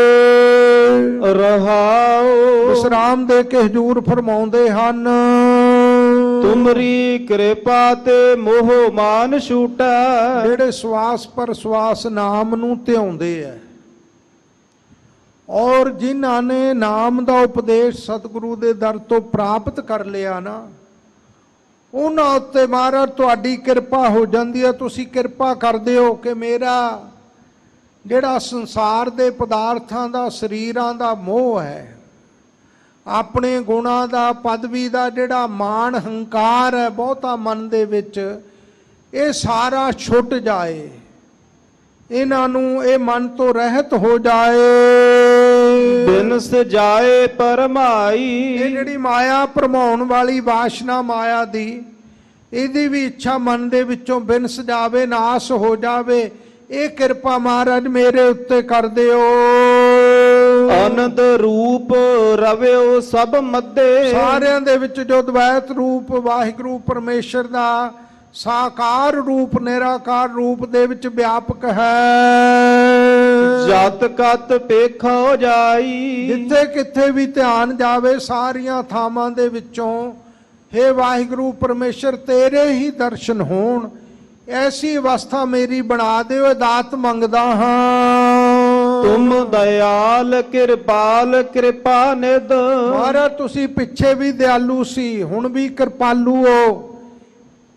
ਪਿੱਛੇ ਸਤਿਯੁਗ ਦੇ ਵਿੱਚ ਦਿਆਲਤਾ ਕਰਕੇ ਧਰੂ ਦੀ, ਪ੍ਰਹਿਲਾਦ ਦੀ ਰੱਖਿਆ ਕੀਤੀ। ਤ੍ਰੇਤੇ ਯੁਗ ਦੇ ਵਿੱਚ ਭਵੀਸ਼ਣ ਨੂੰ ਰਾਜ ਦਿੱਤਾ ਹੈ, ਕਿਰਪਾ ਦੇ ਘਰ ਵਿੱਚ ਆ ਕੇ। ਪਤਤ ਪਾਵਨ ਗੋਸਾਈ। ਔਰ ਹੈ ਗੋਸਾਈ ਮਾਲਕ ਸਤਿਗੁਰੂ ਜੀ, ਕਲਯੁਗ ਦੇ ਵਿੱਚ ਕੌਡੇ ਰਾਖਸ਼ ਵਰਗੇ ਪਾਪੀਆਂ ਨੂੰ ਵੀ ਤਾਰ ਦਿੱਤਾ ਧੰਨ ਗੁਰੂ ਨਾਨਕ ਸਾਹਿਬ ਰੂਪ ਹੋ ਕੇ। ਇਸ ਕਰਕੇ ਮਹਾਰਾਜ ਪਿੱਛੇ ਵੀ ਦਿਆਲੂ ਸੀ ਔਰ ਹੁਣ ਕਿਰਪਾਲੂ ਹੋ। ਹੇ ਕਿਰਪਾ ਦੇ ਨਿਧ ਖਜ਼ਾਨੇ, ਆਉਣ ਵਾਲੇ ਸਮੇਂ ਵਿੱਚ ਵੀ ਪਾਪੀਆਂ ਦਾ ਹੀ ਉਧਾਰ ਕਰੋਗੇ। ਇਸ ਕਰਕੇ ਆਪ ਦਾ ਨਾਮ ਪਤਿਤ ਪਾਵਨ ਹੈ। ਕੋਟ ਸੁਖ ਆਨੰਦ ਰਾਜ ਪਾਏ। ਕਰੋੜਾਂ ਸੁਖ ਅਤੇ ਆਨੰਦ ਉਹਨਾਂ ਨੂੰ ਇਹ ਪ੍ਰਾਪਤ ਹੋ ਜਾਂਦੇ ਆ ਜੀਵਨ ਵਿੱਚ। ਮੁਖ ਤੇ ਨਿਮਖ ਬੁਲਾਈ। ਜਿਨ੍ਹਾਂ ਤੋਂ ਇੱਕ ਵਾਰੀ ਮੁਖੋਂ ਖਿਨ ਮਾਤਰ ਸਮੇਂ ਵਿੱਚ ਮੇਰੇ ਸਤਿਗੁਰੂ ਸਰੂਪ ਹੋ ਕੇ ਵਾਹਿਗੁਰੂ ਦਾ ਨਾਮ ਬੁਲਾ ਦਿੰਦੇ ਆ, ਉਚਰਵਾ ਲੈਂਦੇ ਆ। ਜਦੋਂ ਸਾਰੇ ਮਿਲ ਕੇ ਕਹੀਦਾ ਆਖੋ ਭਾਈ ਵਾਹਿਗੁਰੂ, ਇਉਂ ਵਾਹਿਗੁਰੂ ਸ਼ਬਦ ਬੋਲ ਦਈਏ, ਮੂਲ ਮੰਤਰ ਜਪ ਲਈਏ, ਨਾਮ ਜਪ ਲਈਏ, ਤਾਂ ਕਰੋੜਾਂ ਸੁਖ ਦੁਨੀਆ ਦੇ ਰਾਜ ਵਿੱਚੋਂ, ਕਰੋੜਾਂ ਪਦਾਰਥਾਂ ਦੇ ਆਨੰਦਾਂ ਦੇ ਵਿੱਚੋਂ ਉਹ ਸੁਖ ਨਹੀਂ ਪ੍ਰਾਪਤ ਹੁੰਦਾ ਜਿਹੜਾ ਮੁਖ ਤੋਂ ਇੱਕ ਖਿਨ ਮਾਤਰ ਥੋੜੇ ਤੋਂ ਥੋੜੇ ਸਮੇਂ ਵਿੱਚ ਵਾਹਿਗੁਰੂ ਦਾ ਨਾਮ ਉਚਾਰਨ ਕਰਕੇ ਪ੍ਰਾਪਤ ਹੋ ਜਾਂਦਾ ਹੈ। ਜਾਪ ਤਾਪ ਭਗਤ ਸਾ ਪੂਰੀ। ਉਹ ਜਪ ਕੀਤਾ ਹੋਏ, ਉਹ ਤਪ ਕੀਤਾ ਹੋਇਆ, ਉਹ ਭਗਤੀ ਉਪਾਸਨਾ ਕੀਤੀ ਹੋਈ ਸਾ ਉਹ ਪੂਰੀ ਹੁੰਦੀ ਹੈ। ਜਪ ਦੇਵਤੇ ਦਾ ਮੰਤਰ ਉਚਾਰਨ ਕਰਨਾ, ਤਪ ਜਲ ਧਾਰੇ ਕਰਨੇ, ਧੂਣੀਆਂ ਤੌਣੀਆਂ ਪੁੱਠੇ ਲਮਕਣਾ ਔਰ ਉਪਾਸਨਾ ਕਰਨੀ, ਇਹ ਸਾਰੇ ਤਾਂ ਪੂਰੇ ਹੁੰਦੇ ਆ ਜੋ ਪ੍ਰਭ ਕੈ ਮਨ ਭਾਈ। ਜੋ ਸਾਧਨਾ ਜਪ ਤਪ ਦੀ ਭਗਤੀ ਦੀ ਕੀਤੀ ਹੋਈ ਵਾਹਿਗੁਰੂ ਨੂੰ ਭਾ ਜਾਵੇ, ਪਰਮੇਸ਼ਰ ਦੇ ਮਨ ਵਿੱਚ ਪ੍ਰਵਾਨ ਹੋ ਜਾਏ, ਫੇਰ ਉਹ ਘਾਲਣਾ ਘਾਲੀ ਪੂਰੀ ਹੈ, ਸਫਲੀ ਹੈ। ਨਹੀਂ ਤਾਂ ਪਾਠ ਪੜਿਓ ਔਰ ਵੇਦ ਵਿਚਾਰਿਓ, ਨਿਬਲ ਭੁਅੰਗਮ ਸਾਧੇ ਪੰਜ ਜਨਾ ਸੁ ਸੰਗ ਨਾ ਛੁਟਕਿਓ, ਅਧਿਕ ਅੰਗ ਬੁੱਧ ਬਾਧੇ ਪਿਆਰੇ ਇਨ ਬਿਦ ਮਿਲਣ ਨਾ ਜਾਈ, ਮੈਂ ਕੀਏ ਕਰਮ ਅਨੇਕਾ। ਐਸੇ ਸਾਧਨ ਕਰਨੇ ਉਹਨਾਂ ਚਿਰ ਪ੍ਰਵਾਨ ਨਹੀਂ ਜਿੰਨਾ ਚਿਰ ਵਾਹਿਗੁਰੂ ਦੇ ਦਰ ਤੇ ਉਸ ਨੂੰ ਭਾਏ ਨਹੀਂ, ਪ੍ਰਵਾਨ ਨਹੀਂ ਹੋਏ। ਇਹ ਅਰਦਾਸ ਕਰਨੀ ਹੈ, ਮਹਾਰਾਜ ਜਾਪ ਸਿਮਰਨ ਕੀਤਾ ਹੋਇਆ, ਜਪਿਆ ਹੋਇਆ ਨਾਮ ਰਸਨਾ ਨਾਲ, ਮਨ ਦੁਆਰਾ ਸਿਮਰਨ ਕੀਤਾ ਹੋਇਆ, ਤਪ ਸੇਵਾ ਕੀਤੀ ਹੋਈ, ਭਗਤੀ ਅੱਠੇ ਪਹਿਰ ਦੀ, ਮਹਾਰਾਜ ਉਹ ਹੋ ਜਾਵੇ ਜਿਹੜੀ ਤੁਹਾਨੂੰ ਭਾ ਜਾਵੇ, ਤੁਹਾਡੇ ਦਰ ਤੇ ਪ੍ਰਵਾਨ ਹੋ ਜਾਏ। ਪ੍ਰਵਾਨ ਉਹ ਹੁੰਦੀ ਹੈ ਜਿਹਦੇ ਵਿੱਚੋਂ ਹੰਕਾਰ ਦੀ ਅੰਸ਼ ਖਤਮ ਹੋ ਜਾਏ, ਹੰਕਾਰ ਨਾ ਕਰੇ ਮਨ ਦੇ ਵਿੱਚ, ਹੰਕਾਰ ਮਿਟ ਜਾਏ ਮਨ ਦੇ ਵਿੱਚੋਂ। ਸੇਵਾ ਤਾਂ ਕਰਨੀ ਹੈ, ਜਲ ਤਾਂ ਛਕਾਉਣਾ, ਪੱਖਾ ਤਾਂ ਝੱਲਣਾ, ਚੱਕੀ ਪੀਸ ਕੇ ਪ੍ਰਸ਼ਾਦੇ ਤਾਂ ਪਕਾ ਕੇ ਛਕਾਉਣੀ ਹੈ ਕਿ ਮਨ ਵਿੱਚੋਂ ਹੰਕਾਰ ਮਿਟ ਜਾਏ, ਨਿਮਰਤਾ ਆ ਜਾਏ। ਛੱਛਾ ਛੋਰੇ ਦਾਸ ਤੁਮਾਰੇ, ਦਾਸ ਦਾਸਨ ਕੇ ਪਾਨੀ ਹਾਰੇ। ਸਾਧ ਸੰਗਤ ਜੀ, ਪਰਸੋਂ ਤੋਂ ਤੀਸਰੇ ਸ਼ਹੀਦੀ ਘੱਲੂਘਾਰੇ ਦੇ ਸ਼ਹੀਦੀ ਦਿਹਾੜੇ ਪ੍ਰਾਰੰਭ ਹੋ ਰਹੇ ਆ, 1 ਜੂਨ ਤੋਂ ਲੈ ਕੇ 6 ਜੂਨ ਤੱਕ। ਔਰ ਮਹਾਂਪੁਰਖ ਦਮਦਮੀ ਟਕਸਾਲ ਦੇ 14ਵੇਂ ਮੁਖੀ ਅਮਰ ਸ਼ਹੀਦ ਸੰਤ ਗਿਆਨੀ ਜਰਨੈਲ ਸਿੰਘ ਜੀ ਖਾਲਸਾ ਭਿੰਡਰਾਂ ਵਾਲੇ, ਕੈਸੀ ਉਹਨਾਂ ਦੀ ਮਹਾਨ ਕਰਨੀ ਸੀ। ਜਥੇ ਵਿੱਚ ਸੰਗਤ ਦੇ ਝੂਠੇ ਭਾਂਡੇ ਮਾਂਜਣੇ, ਜੋੜੇ ਝਾੜਨੇ, ਪੱਖਾ ਚੱਲਣਾ, ਇਹ ਸੇਵਾ ਉਹਨਾਂ ਨੇ ਲਗਾਤਾਰ ਲੱਕ ਬੰਨ੍ਹ ਕੇ ਕਰਨੀ। ਔਰ ਰਾਤ ਨੂੰ ਸਿੰਘ ਬਰਾਜੇ ਹੋਇਆ ਕਰਦੇ ਸਨ, ਆਪਣੇ ਪਰਨੇ ਨਾਲ ਸਿੰਘਾਂ ਦੇ ਜੋੜੇ ਸਾਫ਼ ਕਰ ਕਰਕੇ ਗੁਪਤ ਰੂਪ ਦੇ ਵਿੱਚ ਹੀ ਰਾਤ ਨੂੰ ਸੇਵਾ ਕਰਕੇ ਚਲੇ ਜਾਣਾ। ਫਿਰ ਆਪਣੇ ਆਸਣ ਤੇ ਜਾ ਕੇ ਥੋੜਾ ਸਮਾਂ ਆਰਾਮ ਕਰਨਾ, ਫਿਰ ਇਸ਼ਨਾਨ ਕਰਕੇ 101 ਜਪਜੀ ਸਾਹਿਬ ਦਾ ਪਾਠ, 5 ਬਾਣੀਆਂ, 5 ਗ੍ਰੰਥੀ ਦਾ ਨਿਤਨੇਮ ਕਰਨਾ। ਇਉਂ ਭਾਈ ਐਸੀ ਭਗਤੀ, ਐਸੀ ਘਾਲਣਾ ਜਿਨ੍ਹਾਂ ਨੇ ਸੇਵਾ ਦੀ ਵੀ ਔਰ ਭਗਤੀ ਦੀ ਵੀ ਕੀਤੀ ਹੈ, ਉਹ ਵਾਹਿਗੁਰੂ ਦੇ ਦਰ ਤੇ ਭਾ ਗਏ, ਪ੍ਰਵਾਨ ਹੋ ਗਏ। ਨਾਮ ਜਪਤ ਤ੍ਰਿਸ਼ਨਾ ਸਭ 부ਜੀ ਹੈ। ਨਾਮ ਜਪਣ ਵਾਲਿਆਂ ਦੀਆਂ ਸਾਰੀਆਂ ਤ੍ਰਿਸ਼ਨਾ ਬੁੱਝ ਜਾਂਦੀਆਂ ਹਨ, ਸ਼ਾਂਤ ਹੋ ਜਾਂਦੀਆਂ ਹਨ, ਕੋਈ ਤ੍ਰਿਸ਼ਨਾ ਰਹਿੰਦੀ ਨਹੀਂ ਉਹਨਾਂ ਦੇ ਮਨ ਵਿੱਚ।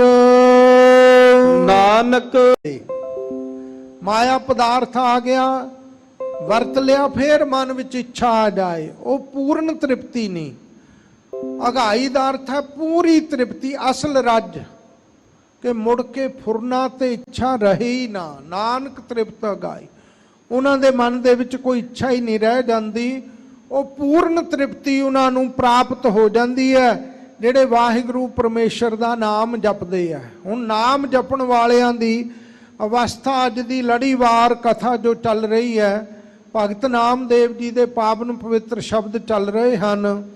ਸੋ ਸਾਧ ਸੰਗਤ ਜੀ, ਆਪ ਸੰਗਤਾਂ ਪ੍ਰੇਮ ਦੇ ਨਾਲ ਸਰਵਣ ਕਰੋ।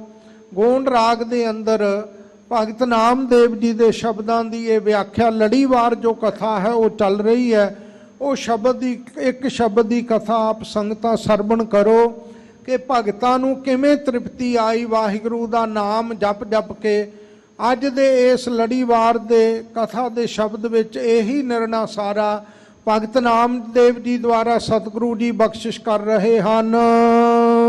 ਗੋਂਡ ਨਾਦ ਭ੍ਰਮੇ ਜੈਸੇ ਮਿਰ ਗਾਏ। ਗੋਂਡ ਰਾਗ ਦੇ ਵਿੱਚ ਭਗਤ ਨਾਮਦੇਵ ਜੀ ਦੇ ਸ਼ਬਦ ਹਨ। ਸਾਧ ਸੰਗਤ ਜੀ, ਇਸ ਤੋਂ ਪਹਿਲਾਂ ਕਬੀਰ ਸਾਹਿਬ ਜੀ ਦੇ ਸ਼ਬਦਾਂ ਦੀ ਸੰਪੂਰਨਤਾ ਹੋਈ ਔਰ ਕੇਵਲ ਇੱਕ ਸ਼ਬਦ ਨਾਮਦੇਵ ਜੀ ਦਾ ਸੰਪੂਰਨ ਹੋਇਆ। ਅਗਲਾ ਸ਼ਬਦ ਪ੍ਰਾਰੰਭ ਹੋ ਰਿਹਾ ਹੈ।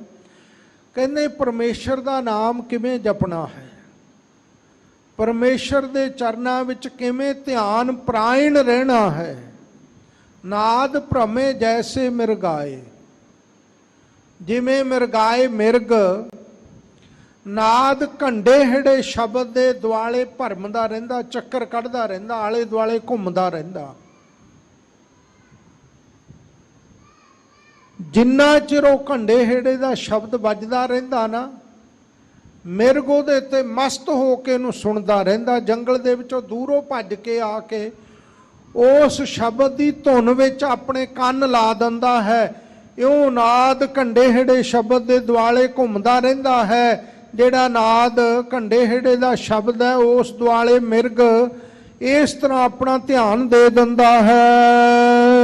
ਪ੍ਰਾਨ ਤਜੇ ਵਾਕੋ ਧਿਆਨ ਨਾ ਜਾਏ, ਪ੍ਰਾਣ ਤਜ ਦਿੰਦਾ ਹੈ, ਤਿਆਗ ਦਿੰਦਾ ਹੈ। ਭਾਵ ਸ਼ਿਕਾਰੀ ਉਹਨੂੰ ਘੰਡੇ ਹਿੜੇ ਦਾ ਸ਼ਬਦ ਵਜਾ ਕੇ ਉਹਨੂੰ ਫੜਨ ਦਾ ਇਹ ਤਰੀਕਾ ਬਣਾਉਂਦਾ ਹੈ।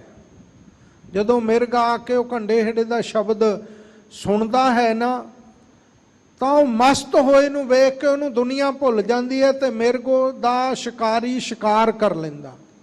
ਉਹਲੇ ਬੈਠ ਕੇ ਨਾ ਉਹ ਵਜਾਈ ਜਾਂਦਾ। ਮਿੱਟੀ ਦੇ ਘੜੇ ਦੇ ਉੱਤੇ ਨਾ, ਪੱਕੇ ਦੇ ਉੱਤੇ ਚਮੜਾ ਲਪੇਟ ਕੇ ਬਰੀਕ ਜਾਂ ਛੇਕ ਕਰਕੇ ਮੋਰ ਦਾ ਖੰਭ ਵਿੱਚ ਪਾ ਕੇ ਉਹਨੂੰ ਥੱਲੇ ਤੇ ਉੱਤੋਂ ਖਿੱਚਦਾ ਹੈ। ਉਹਦੇ ਵਿੱਚੋਂ ਬੜੀ ਮਿੱਠੀ ਧੁਨ ਨਿਕਲਦੀ ਆ, ਉਹਨੂੰ ਘੰਡੇ ਹਿੜੇ ਦਾ ਸ਼ਬਦ ਕਹਿੰਦੇ ਆ। ਉਹਲੇ ਬੈਠ ਕੇ ਉਹ ਜਦੋਂ ਧੁਨ ਕੱਢਦਾ ਨਾ, ਉਹ ਮਿਰਗ ਦੇ ਕੰਨਾਂ ਵਿੱਚ ਸੁਣਦੀ ਹੈ। ਫਿਰ ਉਸ ਆਲੇ ਦੁਆਲੇ ਉਸ ਏਰੀਏ ਵਿੱਚ ਗੇੜੇ ਕੱਢਦਾ ਕੱਢਦਾ ਇੰਨਾ ਮਸਤ ਹੋ ਜਾਂਦਾ, ਉਹਨੂੰ ਆਪਣਾ ਭੁੱਲ ਜਾਂਦਾ, ਆਪਣਾ ਆਪਾ ਹੀ ਭੁੱਲ ਜਾਂਦਾ। ਫਿਰ ਸ਼ਿਕਾਰੀ ਤੀਰ ਮਾਰ ਕੇ ਉਹਦਾ ਸ਼ਿਕਾਰ ਕਰ ਲੈਂਦਾ, ਉਹਨੂੰ ਮਾਰ ਦਿੰਦਾ ਹੈ। ਇਸ ਕਰਕੇ ਭਗਤ ਨਾਮਦੇਵ ਜੀ ਕਹਿੰਦੇ ਆ, ਪ੍ਰਾਣ ਤਜੇ, ਪ੍ਰਾਣ ਤਿਆਗ ਦਿੱਤੇ ਹੈ। ਮਾਰ ਲਿਆ ਸ਼ਿਕਾਰੀ ਨੇ, ਪਰ ਵਾਹ ਕੋ ਵਾਹ ਉਸ ਦਾ ਧਿਆਨ ਨਹੀਂ ਹਟਿਆ ਉਸ ਵਿੱਚੋਂ। ਧਿਆਨ ਐਨ ਮੰਤਰ ਮੁਗਧ ਹੋਇਆ ਹੋਇਆ ਜੁੜਿਆ ਹੋਇਆ ਹੈ। ਐਸੇ ਰਾਮਾ ਐਸੇ ਹੀਰੋ, ਕਹਿੰਦੇ ਐ ਪ੍ਰਾਣੀ, ਜੇ ਨਾਮ ਜਪਣਾ ਨਾ ਪਰਮੇਸ਼ਰ ਦਾ, ਧਿਆਨ ਲਾਉਣਾ ਉਹਦੇ ਨਾਮ ਵਿੱਚ, ਤਾਂ ਇਸ ਤਰ੍ਹਾਂ ਆਪਣੇ ਰਾਮ ਨੂੰ, ਰਮੇ ਹੋਏ ਵਾਹਿਗੁਰੂ ਪਰਮੇਸ਼ਰ ਨੂੰ ਦੇਖਣਾ ਕਰ। ਪਰਮੇਸ਼ਰ ਨੂੰ ਘੰਡੇ ਹਿੜੇ ਦਾ ਸ਼ਬਦ ਮੰਨ ਤੇ ਆਪ ਉਹਦੇ ਦੁਆਲੇ, ਉਹਦੇ ਆਲੇ ਦੁਆਲੇ ਭਾਵ ਭਗਤੀ ਦੀ, ਧਿਆਨ ਦੀ ਸਾਧਨਾ ਲਾ ਕੇ ਰੱਖ। ਇਸ ਕਰਕੇ ਕਹਿੰਦੇ ਜੇ ਇਸ ਤਰ੍ਹਾਂ ਵਾਹਿਗੁਰੂ ਪਰਮੇਸ਼ਰ ਨੂੰ ਦੇਖੇਗਾ ਨਾ, ਤੱਕੇਗਾ, ਤੇ ਉਹਦੇ ਨਾਮ ਵਿੱਚ ਮੰਤਰ ਮੁਗਧ ਹੋ ਜਾਏਗਾ। ਰਾਮ ਛੋੜ ਚਿਤ ਅਨੰਤ ਨਾ ਫੇਰੋ, ਰਾਮ ਦਾ ਨਾਮ ਛੱਡ ਕੇ ਚਿੱਤ ਅਨੰਤ ਹੋਰ ਪਾਸੇ ਨਾ ਦੁਬਾਰਾ ਫੇਰੋ, ਮੋੜ ਕੇ ਲਾਉਣਾ ਕਰ। ਚਲੋ ਹੁਣ ਬਾਣੀ ਪੜ੍ਹ ਲਈ, ਹੁਣ ਦੂਜੇ ਪਾਸੇ ਧਿਆਨ ਲਾ ਲਿਆ, ਜਾਂ ਬਾਣੀ ਪੜ੍ਹਦਿਆਂ ਮਨ ਪਤਾ ਨਹੀਂ ਕਿੱਧਰ ਤੋਂ ਕਿੱਧਰ ਲਾ ਲਿਆ ਪਦਾਰਥਾਂ ਦੇ ਵਿੱਚ। ਅੰਮ੍ਰਿਤ ਵੇਲੇ ਉੱਠ ਕੇ ਜਪਜੀ ਸਾਹਿਬ ਆਰੰਭ ਕੀਤਾ, ਮੂਲ ਮੰਤਰ ਟੱਪਿਆ ਨਹੀਂ, ਘਰ ਦੇ ਕੰਮਾਂ ਵਿੱਚ ਹੀ ਧਿਆਨ ਖਚਿਤ ਕਰ ਲਿਆ, ਪਤਾ ਹੀ ਨਹੀਂ ਲੱਗਿਆ ਕਦੋਂ ਜਪਜੀ ਸਾਹਿਬ ਪੜ੍ਹਿਆ ਗਿਆ। ਜਾਪ ਸਾਹਿਬ, ਸਵਈਏ, ਚੌਪਈ, ਆਨੰਦ ਸਾਹਿਬ, ਜਾਂ ਸਿਮਰਨ, ਜਾਂ ਸੁਖਮਨੀ ਸਾਹਿਬ ਦੇ ਪਾਠ ਕਰਦੇ ਆ, ਜਪਜੀ ਸਾਹਿਬ ਦੇ ਪਾਠ ਕਰਦੇ ਆ, ਉਹ ਫਿਰ ਪੂਰਾ ਫਲ ਨਹੀਂ ਪ੍ਰਾਪਤ ਹੁੰਦਾ। ਧੁਨ ਮੈਂ ਧਿਆਨ ਮੈਂ ਜਾਣਿਆ, ਗੁਰਮੁਖ ਅਕਤ ਕਹਾਣੀ। ਸੁਣਨ ਨਾਲ ਸਾਧ ਸੰਗਤ ਜੀ ਬਖਸ਼ਿਸ਼ ਪ੍ਰਾਪਤ ਹੋਗੀ। ਜਿਹੜਾ ਰਸਨਾ ਦੁਆਰਾ ਬਾਣੀ ਪੜ੍ਹੀ ਹੈ, ਨਾਮ ਜਪਿਆ ਜਾਂ ਜਾਪ ਕੀਤਾ, ਉਹਨੂੰ ਕੰਨਾਂ ਨਾਲ ਸੁਣਨਾ, ਇਹੀ ਸਭ ਤੋਂ ਵੱਡਾ ਸੁਖੈਨ ਸਾਧਨ ਵੀ ਹੈ, ਔਰ ਕਠਿਨ ਤੋਂ ਕਠਿਨ ਵੀ ਹੈ, ਔਰ ਬਖਸ਼ਿਸ਼ ਦਾ ਮਾਰਗ ਵੀ ਇਹੀ ਹੈ। ਗੁਰਮਤਿ ਦੇ ਵਿੱਚ ਕੰਨਾਂ ਨੂੰ ਗੁਰਬਾਣੀ ਸੁਣਨ ਦੇ ਵਿੱਚ ਜੋੜ ਕੇ ਸੁਰਤ ਨੂੰ ਇਕਾਗਰ ਕਰਨਾ, ਹੋਰ ਕੋਈ ਬਾਹਰਲੇ ਪਾਸੇ ਧਿਆਨ ਲਾਉਣ ਦੀ ਪਰੰਪਰਾ ਨਹੀਂ ਹੈ। ਇਸ ਕਰਕੇ ਤਾਂ ਹੀ ਸਾਰੀ ਗੁਰਬਾਣੀ ਵਿੱਚ ਕਲਯੁਗ ਦੇ ਵਿੱਚ ਸਭ ਤੋਂ ਸੁਖੈਨ ਸਾਧਨ ਪਰਮੇਸ਼ਰ ਦੀ ਪ੍ਰਾਪਤੀ ਦਾ ਨਾਮ ਜਪਣਾ ਹੀ ਦੱਸਿਆ। ਹੋਰ ਸਾਧਨ ਕਰਨੇ ਬੜੇ ਕਠਿਨ ਹਨ। ਇਹ ਸੁਖੈਨ ਤਾਂ ਬਹੁਤ ਹੈ, ਪਰ ਕਠਿਨ ਵੀ ਬੜਾ। ਮਨ ਇਕਾਗਰ ਕੀਤੇ ਤੋਂ ਬਿਨਾਂ ਸੁਣਿਆ ਨਹੀਂ ਜਾਏਗਾ। ਕੋਈ ਗੱਲ ਤੁਸੀਂ ਸੁਣ ਰਹੇ ਹੋ ਨਾ, ਜੇ ਤੁਹਾਡਾ ਮਨ ਕਿਸੇ ਗੱਲ ਵਿੱਚ ਸੁਣਨ ਵਿੱਚ ਪੂਰਾ ਧਿਆਨ ਨਹੀਂ, ਤੁਹਾਨੂੰ ਭੁੱਲ ਜਾਏਗੀ। ਸੁਣੀ ਵੀ ਅਣਸੁਣੀ ਬਣ ਜਾਂਦੀ ਹੈ। ਪੂਰੀ ਮਨ ਦੀ ਜਦੋਂ ਇਕਾਗਰਤਾ ਹੁੰਦੀ ਆ ਉਦੋਂ ਬੰਦਾ ਧਿਆਨ ਨਾਲ ਜਦੋਂ ਸੁਣਦਾ ਫਿਰ ਉਹ ਗੱਲ ਚੇਤੇ ਰਹਿੰਦੀ ਹੈ, ਉਹ ਭੁੱਲਦੀ ਨਹੀਂ ਹੈ। ਇਕਾਗਰਤਾ ਦੇ ਨਾਲ, ਪੂਰੀ ਇਕਾਗਰਤਾ ਦੇ ਨਾਲ ਜਾਪ ਨੂੰ, ਮੂਲ ਮੰਤਰ ਨੂੰ, ਵਾਹਿਗੁਰੂ ਮੰਤਰ ਨੂੰ ਸੁਣਨਾ। ਜਦੋਂ ਸੁਣ ਗਿਆ ਪੂਰੀ ਇਕਾਗਰਤਾ ਦੇ ਵਿੱਚ, ਫਿਰ ਚਿੱਤ ਵਿੱਚ ਵਸ ਗਿਆ। ਜਦੋਂ ਵਸ ਗਿਆ ਫਿਰ ਪਰਮੇਸ਼ਰ ਦੀ ਯਾਦ ਭੁੱਲਦੀ ਨਹੀਂ ਆਟੇ ਪਹਿਰ। ਭਾਈ ਤਾਰੂ ਸਿੰਘ ਸਾਹਿਬ ਜੀ ਦਾ ਖੋਪਰਾ ਲੈ ਗਿਆ, ਮਿਰਗ ਦੀ ਤਰ੍ਹਾਂ ਪ੍ਰਾਣ ਦੇ ਦਿੱਤੇ, ਪਰ 22 ਦਿਨ ਜਪਜੀ ਸਾਹਿਬ ਦਾ ਪਾਠ ਨਹੀਂ ਭੁੱਲਿਆ। ਲਗਾਤਾਰ ਜਪਜੀ ਸਾਹਿਬ ਦੇ ਪਾਠਾਂ ਦਾ ਅਭਿਆਸ ਚੱਲਦਾ ਹੀ ਰਿਹਾ। ਭਾਈ ਮਨੀ ਸਿੰਘ ਜੀ ਦਾ ਬੰਦ ਕੱਟ ਦਿੱਤਾ। 8ਵੀਂ ਅਸ਼ਟਪਦੀ ਪ੍ਰਾਰੰਭ ਹੋਈ ਤੇ ਸਾਰੇ ਸਰੀਰ ਦੇ ਟੁਕੜੇ ਕਰ ਦਿੱਤੇ ਸਨ। ਐਸਾ ਧਿਆਨ ਜੁੜਿਆ ਹੋਇਆ ਸੀ, ਜਿੰਨਾ ਚਿਰ ਸੁਖਮਨੀ ਸਾਹਿਬ ਸੰਪੂਰਨ ਨਹੀਂ ਹੋਇਆ, ਪੋਟੇ ਵਿੱਚੋਂ ਸੁਖਮਨੀ ਸਾਹਿਬ ਦੇ ਪਾਠ ਦੀ ਆਵਾਜ਼ ਆਉਂਦੀ ਰਹੀ। ਭਾਈ ਮਤੀ ਦਾਸ ਦਾ ਤਨ ਸਰੀਰ ਨਾਲ ਚੀਰ ਕੇ 2 ਫਾਕੜਾਂ ਕਰ ਦਿੱਤੀਆਂ। 5 ਪ੍ਰਵਾਨ 5 ਪ੍ਰਧਾਨ ਦੀ ਪੌੜੀ ਤੇ ਜਦੋਂ ਜਪਜੀ ਸਾਹਿਬ ਦਾ ਪਾਠ ਗਿਆ, 2 ਸਰੀਰ ਦੇ ਹਿੱਸੇ ਕਰ ਦਿੱਤੇ ਸਨ ਆਰਾ ਫੇਰ ਕੇ ਜ਼ਾਲਮਾਂ ਨੇ। ਪਰ ਜਿੰਨਾ ਚਿਰ ਜਪਜੀ ਸਾਹਿਬ ਸੰਪੂਰਨ ਨਹੀਂ ਹੋਇਆ, ਸਰੀਰ ਸ਼ਾਂਤ ਨਹੀਂ ਹੋਇਆ। ਇਸ ਕਰਕੇ ਭਾਈ ਮਨ ਦੀ ਇਕਾਗਰਤਾ ਨਾਲ ਹੀ ਸੁਣਿਆ ਜਾਂਦਾ ਹੈ। ਸੁਣਿਆ ਹੋਇਆ ਹੀ ਸੁਰਤ ਵਿੱਚ ਵਸਦਾ ਹੈ। ਸੁਰਤ ਵਿੱਚ ਵਸਿਆ ਹੋਇਆ ਹੀ ਉਹ ਫਿਰ ਅੱਗੇ ਚੱਲ ਕੇ ਸਿਮਰਨ ਬਣਦਾ ਹੈ। ਜਦੋਂ ਸਿਮਰਨ ਬਣ ਜਾਂਦਾ ਫਿਰ ਉਹ ਵਾਹਿਗੁਰੂ ਦੀ ਪ੍ਰਾਪਤੀ ਦਾ ਸਾਧਨ ਹੋ ਜਾਂਦਾ ਹੈ। ਫਿਰ ਪਰਮੇਸ਼ਰ ਮਿਲਦਿਆਂ ਮਿੰਟ ਵੀ ਕੀ ਸਕਿੰਟ ਵੀ ਨਹੀਂ ਲੱਗਦਾ ਵਾਹਿਗੁਰੂ ਦੀ ਪ੍ਰਾਪਤੀ ਲਈ। ਇਸ ਕਰਕੇ ਭਗਤ ਜੀ ਕਿੰਨਾ ਸੁੰਦਰ ਸਾਨੂੰ ਐਸਾ ਸਾਧਨ ਦੱਸ ਰਹੇ ਆ ਕਿ ਆਪਣੇ ਰਾਮ ਨੂੰ ਇਸ ਤਰ੍ਹਾਂ ਦੇਖਣਾ ਕਰ, ਜਿਵੇਂ ਪ੍ਰਾਣ ਦੇ ਦਿੱਤੇ ਮਿਰਗ ਨੇ ਪਰ ਆਪਣਾ ਧਿਆਨ ਨਹੀਂ ਛੱਡਿਆ, ਇਸੇ ਤਰ੍ਹਾਂ ਵਾਹਿਗੁਰੂ ਨੂੰ ਦੇਖਣਾ ਕਰ।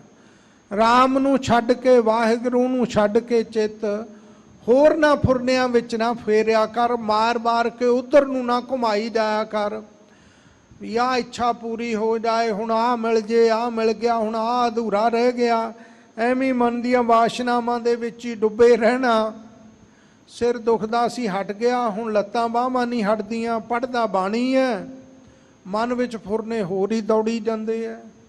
ਆਹ ਕੰਮ ਹੋਇਆ ਸੀ ਫਲਾਨਾ ਅਜੇ ਹੋਣ ਵਾਲਾ ਰਹਿੰਦਾ। ਇਉਂ ਹੀ ਫੁਰਨਿਆਂ ਨੂੰ ਦੂਜੇ ਪਾਸੇ ਮਨ ਨੂੰ ਫਰਾਈ ਜਾਂਦਾ, ਘੁਮਾਈ ਜਾਂਦਾ। ਮਨ ਨੂੰ ਤਾਂ ਮੋੜ ਕੇ ਲਾਉਣਾ ਸੀ ਗੁਰੂ ਕੇ ਸ਼ਬਦ ਵਿੱਚ, ਪਰਮੇਸ਼ਰ ਦੇ ਚਰਨਾਂ ਵਿੱਚ, ਲਾਈ ਹੋਰ ਪਾਸੇ ਹੀ ਜਾਂਦਾ। ਰਾਮ ਨੂੰ, ਵਾਹਿਗੁਰੂ ਨੂੰ ਛੱਡ ਕੇ ਚਿੱਤ ਨੂੰ ਅੰਤ ਹੋਰ ਪਾਸੇ ਨਹੀਂ ਫੇਰਨਾ, ਹੋਰ ਪਾਸੇ ਨਹੀਂ ਲਾਉਣਾ ਹੈ। ਰਹਾਉ ਵਿਸਰਾਮ ਦੇ ਕੇ ਫਰਮਾਉਂਦੇ ਆ, ਬੜੇ ਸੁੰਦਰ ਪ੍ਰਮਾਣ ਦੇ ਰਹੇ ਹਨ ਭਗਤ ਨਾਮਦੇਵ ਜੀ। ਜੋ ਮੀਨਾ ਹੇਰੈ ਪਸੁਆਰਾ। ਸਾਧ ਸੰਗਤ ਜੀ ਬੜਾ ਸੁੰਦਰ ਪ੍ਰਮਾਣ ਦੇ ਰਹੇ ਹੈ। ਪਸੁਆਰਾ ਇੱਕ ਦੁਧੀਰਾ ਜਾਨਵਰ ਹੁੰਦਾ, ਪੰਛੀ, ਨਦੀ ਤੋਂ 20 ਫੁੱਟ ਉੱਚਾ ਉੱਡਦਾ। ਸਾਧ ਸੰਗਤ ਜੀ ਆਪਣੇ ਖੰਭ ਜਿਹੜੇ ਉਹਨਾਂ ਨੂੰ ਇਕੱਠੇ ਕਰ ਲੈਂਦਾ, ਔਰ ਜਦੋਂ ਦੇਖਦਾ ਨਾ ਕਿ ਮੱਛੀ ਬਾਹਰ ਆ ਰਹੀ ਹੈ, ਉਸੇ ਵਕਤ ਜਾ ਕੇ ਝਪਟ ਮਾਰ ਕੇ ਮੱਛੀ ਨੂੰ ਫੜ ਲਿਆਉਂਦਾ। ਔਰ ਇੰਨਾ ਤੇਜ਼ ਹੈ, ਤੇਜ਼ ਤਰਾਟ ਹੈ ਦੁਧੀਰਾ ਜਿਹੜਾ ਪੰਛੀ ਹੈ। ਇਹ ਮੁਖੋਂ ਧੀਰਾ ਸ਼ਬਦ ਬੋਲਦਾ, ਪਰ ਫੁਰਤੀਲਾ ਇੰਨਾ, ਜਦੋਂ ਸ਼ੇਰ ਮੂੰਹ ਅੱਡ ਕੇ ਉਹ ਬਾਸੀ ਲੈਂਦਾ, ਉਹਦੀਆਂ ਜਾੜਾਂ ਚੋਂ ਮਾਸ ਕੱਢ ਲਿਆਉਂਦਾ। ਇੰਨਾ ਧਿਆਨੀ ਹੈ ਇਹ, ਇੰਨਾ ਫੁਰਤੀਲਾ ਹੈ। ਇਉਂ ਕਹਿੰਦੇ ਦੁਧੀਰੇ ਦੀ ਤਰ੍ਹਾਂ, ਜਿਵੇਂ ਮੀਨਾ ਮੱਛੀ ਨੂੰ ਦੇਖ ਕੇ ਇੱਕਦਮ ਸ਼ਿਕਾਰ ਕਰ ਲੈਂਦਾ, ਇਸ ਤਰ੍ਹਾਂ ਆਪਣੇ ਮਨ ਦੀ ਇਕਾਗਰਤਾ ਰੱਖ। ਪਸੁਆਰਾ ਜਿਵੇਂ ਬਗਲਾ ਵੀ ਮੱਛੀ ਨੂੰ ਉਵੇਂ ਪਕੜ ਲੈਂਦਾ। ਪਸੁਆਰਾ ਜਿਹੜਾ ਫੰਦਕ ਹੈ ਉਹ ਵੀ ਧਿਆਨ ਵਿੱਚ ਰਹਿੰਦਾ ਅੱਠੇ ਪੈਰ ਕੇ, ਜਦੋਂ ਵੀ ਸ਼ਿਕਾਰ ਸਾਹਮਣੇ ਆਵੇ ਉਦੋਂ ਹੀ ਉਹਨੂੰ ਸ਼ਿਕਾਰ ਕਰਕੇ ਫੜ ਲੈਂਦਾ। ਇਸ ਤਰ੍ਹਾਂ ਜਿਵੇਂ ਮੱਛੀ ਨੂੰ ਦੇਖ ਕੇ ਪਸੁਆਰਾ ਦੁਧੀਰਾ ਝਪਟ ਮਾਰ ਕੇ ਲੈ ਆਉਂਦਾ ਹੈ। ਸੋਨਾ ਗੱਡ ਤੇ ਹੀਰਾ ਸੁਨਾਰਾ। ਸੋਨਾ ਘੜਨ ਵਾਲਾ ਜਿਹੜਾ ਸੁਨਿਆਰਾ ਨਾ, ਉਹਦਾ ਧਿਆਨ ਸੋਨੇ ਵਿੱਚ ਹੁੰਦਾ, ਤੇ ਇਹ ਵੀ ਧਿਆਨ ਸੁਨਿਆਰੇ ਦਾ ਹੁੰਦਾ ਕਿ ਮੈਂ ਕਿਵੇਂ ਨਾ ਕਿਵੇਂ ਇਹਦੇ ਵਿੱਚੋਂ ਕਾਟ ਲਾਉਣੀ ਹੈ, ਚੋਰੀ ਕਰਨੀ ਹੈ। ਹੀਰਾ ਨਾਮ ਚੁਰਾਉਣਾ ਕਿਵੇਂ ਹੈ, ਕਿੰਨਾ ਕੁ ਚੁਰਾਉਣਾ, ਕਿੰਨਾ ਕੁ ਛੱਡਣਾ। ਅਕਬਰ ਬਾਦਸ਼ਾਹ ਨੇ ਹੁਕਮ ਕੀਤਾ ਸੁਨਿਆਰਿਆਂ ਨੂੰ, ਕਹਿੰਦਾ ਸੋਨੇ ਦਾ ਹਾਥੀ ਬਣਾਓ। ਪਹਿਰੇ ਲਾ ਦਿੱਤੇ। ਉਹ ਸੁਨਿਆਰੇ ਕੀ ਕਰਿਆ ਕਰਨ, ਸੋਨੇ ਦਾ ਹਾਥੀ ਬਣਾ ਕੇ ਰਾਜੇ ਦੇ ਪਾਸ ਜਿੰਨਾ ਕੁ ਬਣ ਜਿਆ ਕਰੇ ਉਨਾ ਕੁ ਛੱਡ ਜਿਆ ਕਰਨ, ਤੇ ਘਰੇ ਜਾ ਕੇ ਸਾਧ ਸੰਗੀ ਮਲੰਮੇ ਦਾ ਉਨਾ ਹੀ ਹਾਥੀ ਹੋਰ ਤਿਆਰ ਕਰ ਲਿਆ ਕਰਨ। ਇੱਕ ਦਿਨ ਅਕਬਰ ਬਾਦਸ਼ਾਹ ਕਹਿੰਦਾ ਸੁਨਿਆਰਿਓ ਕੋਈ ਚਲਾਕੀ ਵਿਖਾਓ, ਤੁਹਾਡੀ ਚਤੁਰਾਈ ਵੇਖਣੀ ਹੈ।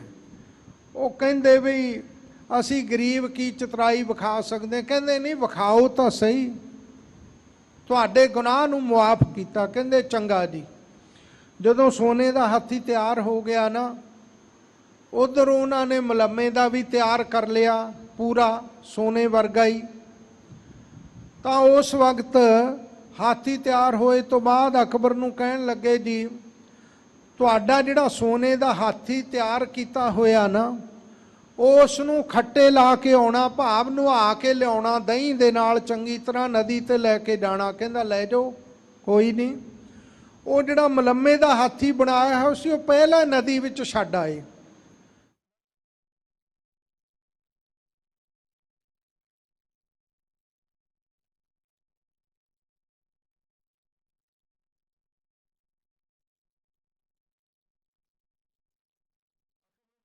ਕਹਿੰਦਾ ਵੀ ਕਿਵੇਂ ਆ? ਕਹਿੰਦੇ ਜੀ ਇਹ ਦੇਖ ਲਓ ਹਾਥੀ ਤਿਆਰ ਹੋ ਗਿਆ। ਕਹਿੰਦੇ ਬਹੁਤ ਸੋਹਣਾ। ਕਹਿੰਦੇ ਬਾਦਸ਼ਾਹ ਸਾਡਾ ਗੁਨਾਹ ਮੁਆਫ ਕਰੀਏ, ਅਸਲੀ ਸੋਨੇ ਦਾ ਨਹੀਂ, ਤੂੰ ਕਿਹਾ ਸੀ ਚਲਾਕੀ ਵਿਖਾਈ, ਇਹ ਮਲੰਮੇ ਦਾ ਤਿਆਰ ਕੀਤਾ ਹੋਇਆ ਵੀ ਅਸਲੀ ਵਰਗਾ ਹੀ ਦਿਖਾਤਾ ਬਣਾ ਕੇ। ਅਸਲੀ ਤਾਂ ਅਸੀਂ ਨਦੀ ਵਿੱਚ ਛੱਡੇ ਆਏ ਆ, ਅਸਲੀ ਤਾਂ ਉੱਥੇ ਹੈ, ਇਹ ਤਾਂ ਨਕਲ ਤੁਹਾਨੂੰ ਲਿਆ ਕੇ ਦਿਖਾਈ ਹੈ। ਕਹਿੰਦਾ ਵੀ ਇੰਨੀ ਛੇਤੀ ਕਿਵੇਂ ਤਿਆਰ ਕਰ ਲਿਆ? ਕਹਿੰਦੇ ਜੀ ਨਾਲ ਨਾਲ ਹੀ ਤਿਆਰ ਕਰਦੇ ਰਹੇ ਆ, ਵੀ ਜੇ ਕਿਤੇ ਦਾ ਲੱਗਿਆ ਲਾ ਲਾਂਗੇ। ਅਕਬਰ ਬੜਾ ਪ੍ਰਸੰਨ ਹੋਇਆ, ਕਹਿੰਦਾ ਵੀ ਤੁਸੀਂ ਸੱਚ ਬੋਲਿਆ, ਬੜਾ ਇਨਾਮ ਦਿੱਤਾ। ਉਹ ਸੁਨਿਆਰਾ ਜਿਹੜਾ ਨਾ ਸੋਨੇ ਦੇ ਵਿੱਚ ਦੇਖਦਾ ਰਹਿੰਦਾ ਕਦੋਂ ਨਾ ਕਦੋਂ ਮੈਂ ਇਹਨੂੰ ਚੁਰਾਉਣਾ, ਉਹਦਾ ਧਿਆਨ ਇਹਦੇ ਵਿੱਚ ਵੀ ਹੁੰਦਾ, ਜਾਂ ਮਿਲਾਵਟ ਕਰਕੇ ਵੀ ਮੈਂ ਕਿੰਨਾ ਕਿਹਦੇ ਵਿੱਚੋਂ ਕੱਢਣਾ, ਕਿੰਨਾ ਕੁ ਰੱਖਣਾ ਹੈ। ਉਹ ਇਸੇ ਤਰ੍ਹਾਂ ਸੋਨਾ ਘੜਦਾ ਹੋਇਆ ਆਪਣਾ ਧਿਆਨ ਰੱਖਦਾ ਹੈ। ਜਿਉ ਵਿਖਾਈ ਹੇਰਾ ਪਰ ਨਾਰੀ, ਜਿਵੇਂ ਵਿਸ਼ਈ ਵਿਕਾਰੀ ਮਨੁੱਖ ਘਰ ਵਿੱਚ ਸੁੰਦਰ ਇਸਤਰੀ ਵੀ ਹੋਵੇ, ਫਿਰ ਵੀ ਪਰਾਈਆਂ ਇਸਤਰੀਆਂ ਵੱਲ ਦੇਖਦਾ ਹੀ ਰਹਿੰਦਾ, ਧਿਆਨ ਰੱਖਦਾ ਹੈ ਵਿਕਾਰ ਦ੍ਰਿਸ਼ਟੀ ਦੇ ਨਾਲ। ਕੌਡਾ ਡਾਰਤ ਹਿਰੈ ਜੁਆਰੀ, ਜੂਆ ਖੇਡਣ ਵਾਲਾ ਜੁਆਰੀਆ ਕੌਡੀਆਂ ਸਿੱਟਦਾ ਰਹਿੰਦਾ ਜੂਆ ਖੇਡਣ ਵਕਤ, ਤੇ ਇਹ ਧਿਆਨ ਰੱਖਦਾ ਹੈ ਕਿ ਮੈਂ ਕਿਤੇ ਹਾਰ ਨਾ ਜਾਵਾਂ, ਹਿਰੇ ਹਾਰ ਨਾ ਜਾਵਾਂ। ਕੌਡੀਆਂ ਚਰਾ ਵੀ ਲੈਂਦਾ, ਔਰ ਕੌਡੀਆਂ ਸਿੱਟਦਿਆਂ ਇਹ ਵੀ ਜੂਏ ਵਿੱਚ ਧਿਆਨ ਰੱਖਦਾ ਕਿ ਮੈਂ ਕਿਵੇਂ ਨਾ ਕਿਵੇਂ ਇਹ ਜੂਏ ਦੀ ਬਾਜੀ ਨੂੰ ਜਿੱਤਣਾ ਹੈ। ਆਪਣਾ ਧਿਆਨ ਉੱਥੇ ਪੂਰਾ ਕੇਂਦਰਿਤ ਕਰਕੇ ਰੱਖਦਾ ਹੈ ਜੁਆਰੀਆ। ਜਹ ਜਹ ਦੇਖੋ ਤਹ ਤਹ ਰਾਮਾ, ਜਿਵੇਂ ਇਹ ਆਪਣਾ ਧਿਆਨ ਇੱਕ ਪਲ ਵੀ ਇੱਧਰ ਉੱਧਰ ਜਾਣ ਨਹੀਂ ਦਿੰਦੇ ਨਾ। ਭਗਤ ਜੀ ਕਹਿੰਦੇ ਇਸ ਤਰ੍ਹਾਂ ਹੇ ਵਾਹਿਗੁਰੂ ਦੇ ਪਿਆਰੇ ਸਾਧਕ, ਹੇ ਭਗਤ, ਹੇ ਸੰਤ, ਹੇ ਜਗਿਆਸੂ, ਇਸ ਤਰ੍ਹਾਂ ਦਾ ਧਿਆਨ ਆਪਣੇ ਰਾਮ ਵਾਹਿਗੁਰੂ ਦੇ ਵਿੱਚ ਜੋੜ ਕੇ ਰੱਖ। ਜਿੱਥੇ ਜਿੱਥੇ ਵੀ ਤੇਰਾ ਧਿਆਨ ਜਾਂਦਾ, ਸਾਰੀਆਂ ਥਾਵਾਂ ਵਿੱਚ ਰਾਮ ਨੂੰ, ਵਾਹਿਗੁਰੂ ਨੂੰ ਇਸ ਤਰ੍ਹਾਂ ਵੇਖਿਆ ਕਰ, ਜਿਵੇਂ ਪਸ਼ੂਆਰਾ ਫੰਦਕ, ਸੁਨਿਆਰਾ ਸੋਨੇ ਨੂੰ, ਵਿਸ਼ਾਈ ਪਰਾਈਆਂ ਇਸਤਰੀਆਂ ਨੂੰ, ਜੁਆਰੀਆ ਜੂਆ ਖੇਡਣ ਵਿੱਚ ਮਸਤ ਹੈ ਔਰ ਆਪਣੀ ਬਾਜੀ ਜਿੱਤਣਾ ਚਾਹੁੰਦਾ। ਇਸੇ ਤਰ੍ਹਾਂ ਕਹਿੰਦੇ ਤੂੰ ਵਾਹਿਗੁਰੂ ਪਰਮੇਸ਼ਰ ਨੂੰ ਇਸ ਤਰ੍ਹਾਂ ਦਾ ਧਿਆਨ ਆਪਣਾ ਬਣਾ ਕੇ ਰੱਖ, ਇੱਕ ਪਲ ਵੀ ਉੱਤੋਂ ਆਪਣਾ ਧਿਆਨ ਲਾਂਭੇ ਨਾ ਜਾਣ ਦੇ, ਉਸ ਵਿੱਚ ਆਪਣੇ ਧਿਆਨ ਦੀ ਸਿਮਰਤੀ ਨੂੰ ਜੋੜ ਕੇ ਰੱਖ। ਕਿਵੇਂ? ਜਿੱਥੇ ਜਿੱਥੇ ਵੀ ਤੇਰੀ ਦ੍ਰਿਸ਼ਟੀ ਜਾਂਦੀ ਹੈ, ਸਾਰਿਆਂ ਦੇ ਵਿੱਚ ਵਾਹਿਗੁਰੂ ਪਰਮੇਸ਼ਰ ਦੀ ਜੋਤ ਨੂੰ, ਉਹਦੇ ਸਰੂਪ ਨੂੰ ਹੀ ਤੱਕਣਾ ਕਰ, ਵੇਖਣਾ ਕਰ। ਐਸਾ ਧਿਆਨੀ ਬਣ ਜਾ। ਭਗਤ ਨਾਮਦੇਵ ਜੀ ਕਹਿੰਦੇ ਹਰ ਕੇ ਚਰਨ ਨਿਤ ਧਿਆਵੈ ਨਾਮਾ, ਹਰੀ ਦੇ ਚਰਨਾਂ ਦਾ ਨਿਤ ਹਮੇਸ਼ਾ ਵਾਸਤੇ ਧਿਆਨ ਲਾ ਕੇ ਉਹਦੇ ਨਾਮ ਦੇ ਭਜਨ ਨੂੰ ਕਰਿਆ ਕਰ ਨਿਤਾ ਪ੍ਰਤੀ। ਜੇ ਭਜਨ ਕਰਨਾ ਤਾਂ ਇਸ ਤਰ੍ਹਾਂ ਦਾ ਧਿਆਨ ਬਣਾ ਕੇ ਵਾਹਿਗੁਰੂ ਦਾ ਭਜਨ ਕਰ। ਜੇ ਨਿਤਾ ਪ੍ਰਤੀ ਹਰੀ ਦੇ ਚਰਨਾਂ ਦੇ ਵਿੱਚ ਇਸ ਤਰ੍ਹਾਂ ਧਿਆਨ ਲਾ ਕੇ ਉਹਦਾ ਨਾਮ ਜਪੇਗਾ ਤਾਂ ਨਾਮਦੇਵ ਜੀ ਕਹਿੰਦੇ ਫਿਰ ਹਰੀ ਦੇ ਚਰਨ ਜਿਹੜੇ ਆ ਤੇਰੇ ਹਿਰਦੇ ਵਿੱਚ ਵਸ ਜਾਣਗੇ ਔਰ ਹਰੀ ਦਾ ਹੀ ਰੂਪ ਤੂੰ ਬਣ ਜਾਵੇਂਗਾ। ਇਸ ਤਰ੍ਹਾਂ ਵਾਹਿਗੁਰੂ ਦੇ ਨਾਮ ਨੂੰ ਹਮੇਸ਼ਾ ਧਿਆਇਆ ਕਰ ਐ ਜੀਵ, ਜਿਸ ਕਰਕੇ ਤੈਨੂੰ ਸੰਤ ਦੀ ਅਵਸਥਾ ਪ੍ਰਾਪਤ ਹੋ ਜਾਏ। ਜੇ ਇਹੋ ਜਿਹਾ ਧਿਆਨ ਬਣ ਗਿਆ ਫਿਰ ਤੂੰ ਸੰਤ ਬਣ ਹੀ ਗਿਆ। ਅੱਠੇ ਪਹਿਰ ਦਾ ਧਿਆਨ ਤੈਨੂੰ ਪਰਮੇਸ਼ਰ ਵਿੱਚ ਜੁੜਨ ਦਾ ਪ੍ਰਾਪਤ ਹੋ ਗਿਆ ਤੇ ਫਿਰ ਤੂੰ ਸੰਤ ਦੀ ਪਦਵੀ ਨੂੰ ਪਹੁੰਚ ਗਿਆ। ਉਹਨਾਂ ਦੀ ਸੰਗਤ ਵਿੱਚ ਫਿਰ ਜਿਹੜੀ ਵੀ ਤੂੰ ਸੇਵਾ ਕਰੇਗਾ ਤੇਰੀ ਕੀਤੀ ਸੇਵਾ ਸਫਲੀ ਹੈ। ਭੁੱਲਾਂ ਚੁੱਕਾਂ ਗੁਰੂ ਮਹਾਰਾਜ ਗੁਰੂ ਕੀ ਸੰਗਤ ਨੇ ਖਿਮਾ ਕਰਨੀ ਆ। ਪਰਸੋਂ 1 ਜੂਨ ਤੋਂ ਲੈ ਕੇ 6 ਜੂਨ ਤੱਕ ਤੀਸਰਾ ਸ਼ਹੀਦੀ ਘੱਲੂਘਾਰਾ ਹਫ਼ਤਾ। ਸਾਧ ਸੰਗਤ ਜੀ, ਜਦੋਂ ਅੱਜ ਤੋਂ 37 ਸਾਲ ਪਹਿਲਾਂ ਹਿੰਦੁਸਤਾਨ ਦੀ ਜ਼ਾਲਮ ਹਕੂਮਤ ਨੇ ਸੱਚਖੰਡ ਸ੍ਰੀ ਹਰਿਮੰਦਰ ਸਾਹਿਬ ਸ੍ਰੀ ਅਕਾਲ ਤਖਤ ਸਾਹਿਬ ਤੇ ਬੜੀ ਬੇਰਹਿਮੀ ਦੇ ਨਾਲ ਟੈਂਕਾਂ ਤੋਪਾਂ ਦੇ ਨਾਲ ਬੜਾ ਭਾਰੀ ਹਮਲਾ ਕੀਤਾ ਔਰ ਇੱਥੇ ਤੋਪਾਂ ਦਾ, ਗੋਲਿਆਂ ਦਾ, ਹਵਾਈ ਜਹਾਜ਼ ਦੇ ਗੋਲਿਆਂ ਦਾ ਆਈਆਂ ਹੋਈਆਂ ਸਿੱਖ ਸੰਗਤਾਂ ਨੂੰ ਨਿਸ਼ਾਨਾ ਬਣਾ ਕੇ ਛੋਟੇ ਛੋਟੇ ਭਚੰਗੀਆਂ ਨੂੰ ਬੜੀ ਬੇਰਹਿਮੀ ਨਾਲ ਸ਼ਹੀਦ ਕੀਤਾ। ਬੱਚਿਆਂ ਨੂੰ, ਬਜ਼ੁਰਗਾਂ ਨੂੰ, ਮਾਤਾਵਾਂ ਨੂੰ, ਬੀਬੀਆਂ ਨੂੰ। ਉਹ ਸ਼ਹੀਦੀ ਘੱਲੂਘਾਰੇ ਦੀ ਵਰ੍ਹੇਗੰਢ ਆਪਾਂ ਬੜੀ ਸ਼ਰਧਾ ਔਰ ਸਤਿਕਾਰ ਨਾਲ ਮਨਾਉਣੀ ਹੈ। ਅਮਰ ਸ਼ਹੀਦ ਸੰਤ ਬਾਬਾ ਜਰਨੈਲ ਸਿੰਘ ਜੀ ਖਾਲਸਾ, ਅਮਰ ਸ਼ਹੀਦ ਭਾਈ ਅਮਰੀਕ ਸਿੰਘ ਜੀ, ਬਾਬਾ ਠਾਰਾ ਸਿੰਘ ਜੀ, ਜਰਨਲ ਸੁਬੇਗ ਸਿੰਘ ਜੀ, ਇਹਨਾਂ ਸਮੂਹ ਸ਼ਹੀਦਾਂ ਦੀ ਯਾਦ ਵੀ ਆਪਾਂ ਤਾਜ਼ਾ ਰੱਖਣੀ ਆ ਮਨ ਦੇ ਵਿੱਚ। ਜਿਹੜਾ ਇਹ ਹਮਲਾ ਹੋਇਆ ਇਹ ਕਦੇ ਭੁੱਲਿਆ ਜਾਣ ਵਾਲਾ ਨਹੀਂ। ਜਿੱਦਣ ਆਪਾਂ ਭੁੱਲ ਗਏ ਉਦਣ ਆਪਣੀ ਕੌਮੀ ਮੌਤ ਹੈ। ਸਾਧ ਸੰਗਤ ਜੀ, ਇਹਨਾਂ ਪੰਥ ਦੇ ਉੱਤੇ ਹੋਏ ਹਮਲਿਆਂ ਨੂੰ ਜਦੋਂ ਅਸੀਂ ਯਾਦ ਰੱਖਾਂਗੇ ਤਾਂ ਅਸੀਂ ਆਪਣੀ ਹੋਂਦ ਨੂੰ ਸਦਾ ਹੀ ਦੁਨੀਆ ਵਿੱਚ ਬਰਕਰਾਰ ਰੱਖ ਸਕਾਂਗੇ। ਇਹ ਬੇਨਤੀਆਂ ਪ੍ਰਵਾਨ ਕਰਨੀਆਂ ਦਾਸ ਪੰਥ ਦੀ ਮਹਾਨ ਸੰਸਥਾ ਸ਼੍ਰੋਮਣੀ ਗੁਰਦੁਆਰਾ ਪ੍ਰਬੰਧਕ ਕਮੇਟੀ ਦਾ ਸਿੰਘ ਸਾਹਿਬ ਗਿਆਨੀ ਜਗਤਾਰ ਸਿੰਘ ਜੀ, ਹੈੱਡ ਗ੍ਰੰਥੀ ਸੱਚਖੰਡ ਸ੍ਰੀ ਹਰਿਮੰਦਰ ਸਾਹਿਬ ਜੀ ਦਾ ਮੈਂ ਰੋਮ ਰੋਮ ਕਰਕੇ ਬਹੁਤ ਬਹੁਤ ਧੰਨਵਾਦ ਕਰਦਾ। ਭੁੱਲਾਂ ਚੁੱਕਾਂ ਖਿਮਾ ਕਰਨੀਆਂ। ਜਹ ਜਹ ਦੇਖੋ ਤਹ ਤਹ ਰਾਮਾ, ਹਰ ਕੇ ਚਰਨ ਨਿਤ ਧਿਆਵੈ ਨਾਮਾ। ਵਾਹਿਗੁਰੂ ਜੀ ਕਾ ਖਾਲਸਾ, ਵਾਹਿਗੁਰੂ ਜੀ ਕੀ ਫਤਿਹ। ਵਾਹਿਗੁਰੂ ਜੀ ਕਾ ਖਾਲਸਾ, ਵਾਹਿਗੁਰੂ ਜੀ ਕੀ ਫਤਿਹ। ਸ਼ੇਰੇ ਪੰਜਾਬ ਗੁਰਬਾਣੀ YouTube ਚੈਨਲ ਨੂੰ ਵੱਧ ਤੋਂ ਵੱਧ ਸਬਸਕ੍ਰਾਈਬ ਕਰੋ ਤੇ ਇਸ ਤੇ ਗੁਰਬਾਣੀ, ਸ਼ਬਦ ਕੀਰਤਨ ਤੇ ਇਤਿਹਾਸ ਨਾਲ ਵੱਧ ਤੋਂ ਵੱਧ ਜੁੜ ਕੇ ਆਨੰਦ ਮਾਣੋ ਤੇ ਆਪਣੀ ਜ਼ਿੰਦਗੀ ਨੂੰ ਸਫਲ ਕਰੋ। ਵਾਹਿਗੁਰੂ ਜੀ ਕਾ ਖਾਲਸਾ, ਵਾਹਿਗੁਰੂ ਜੀ ਕੀ ਫਤਿਹ।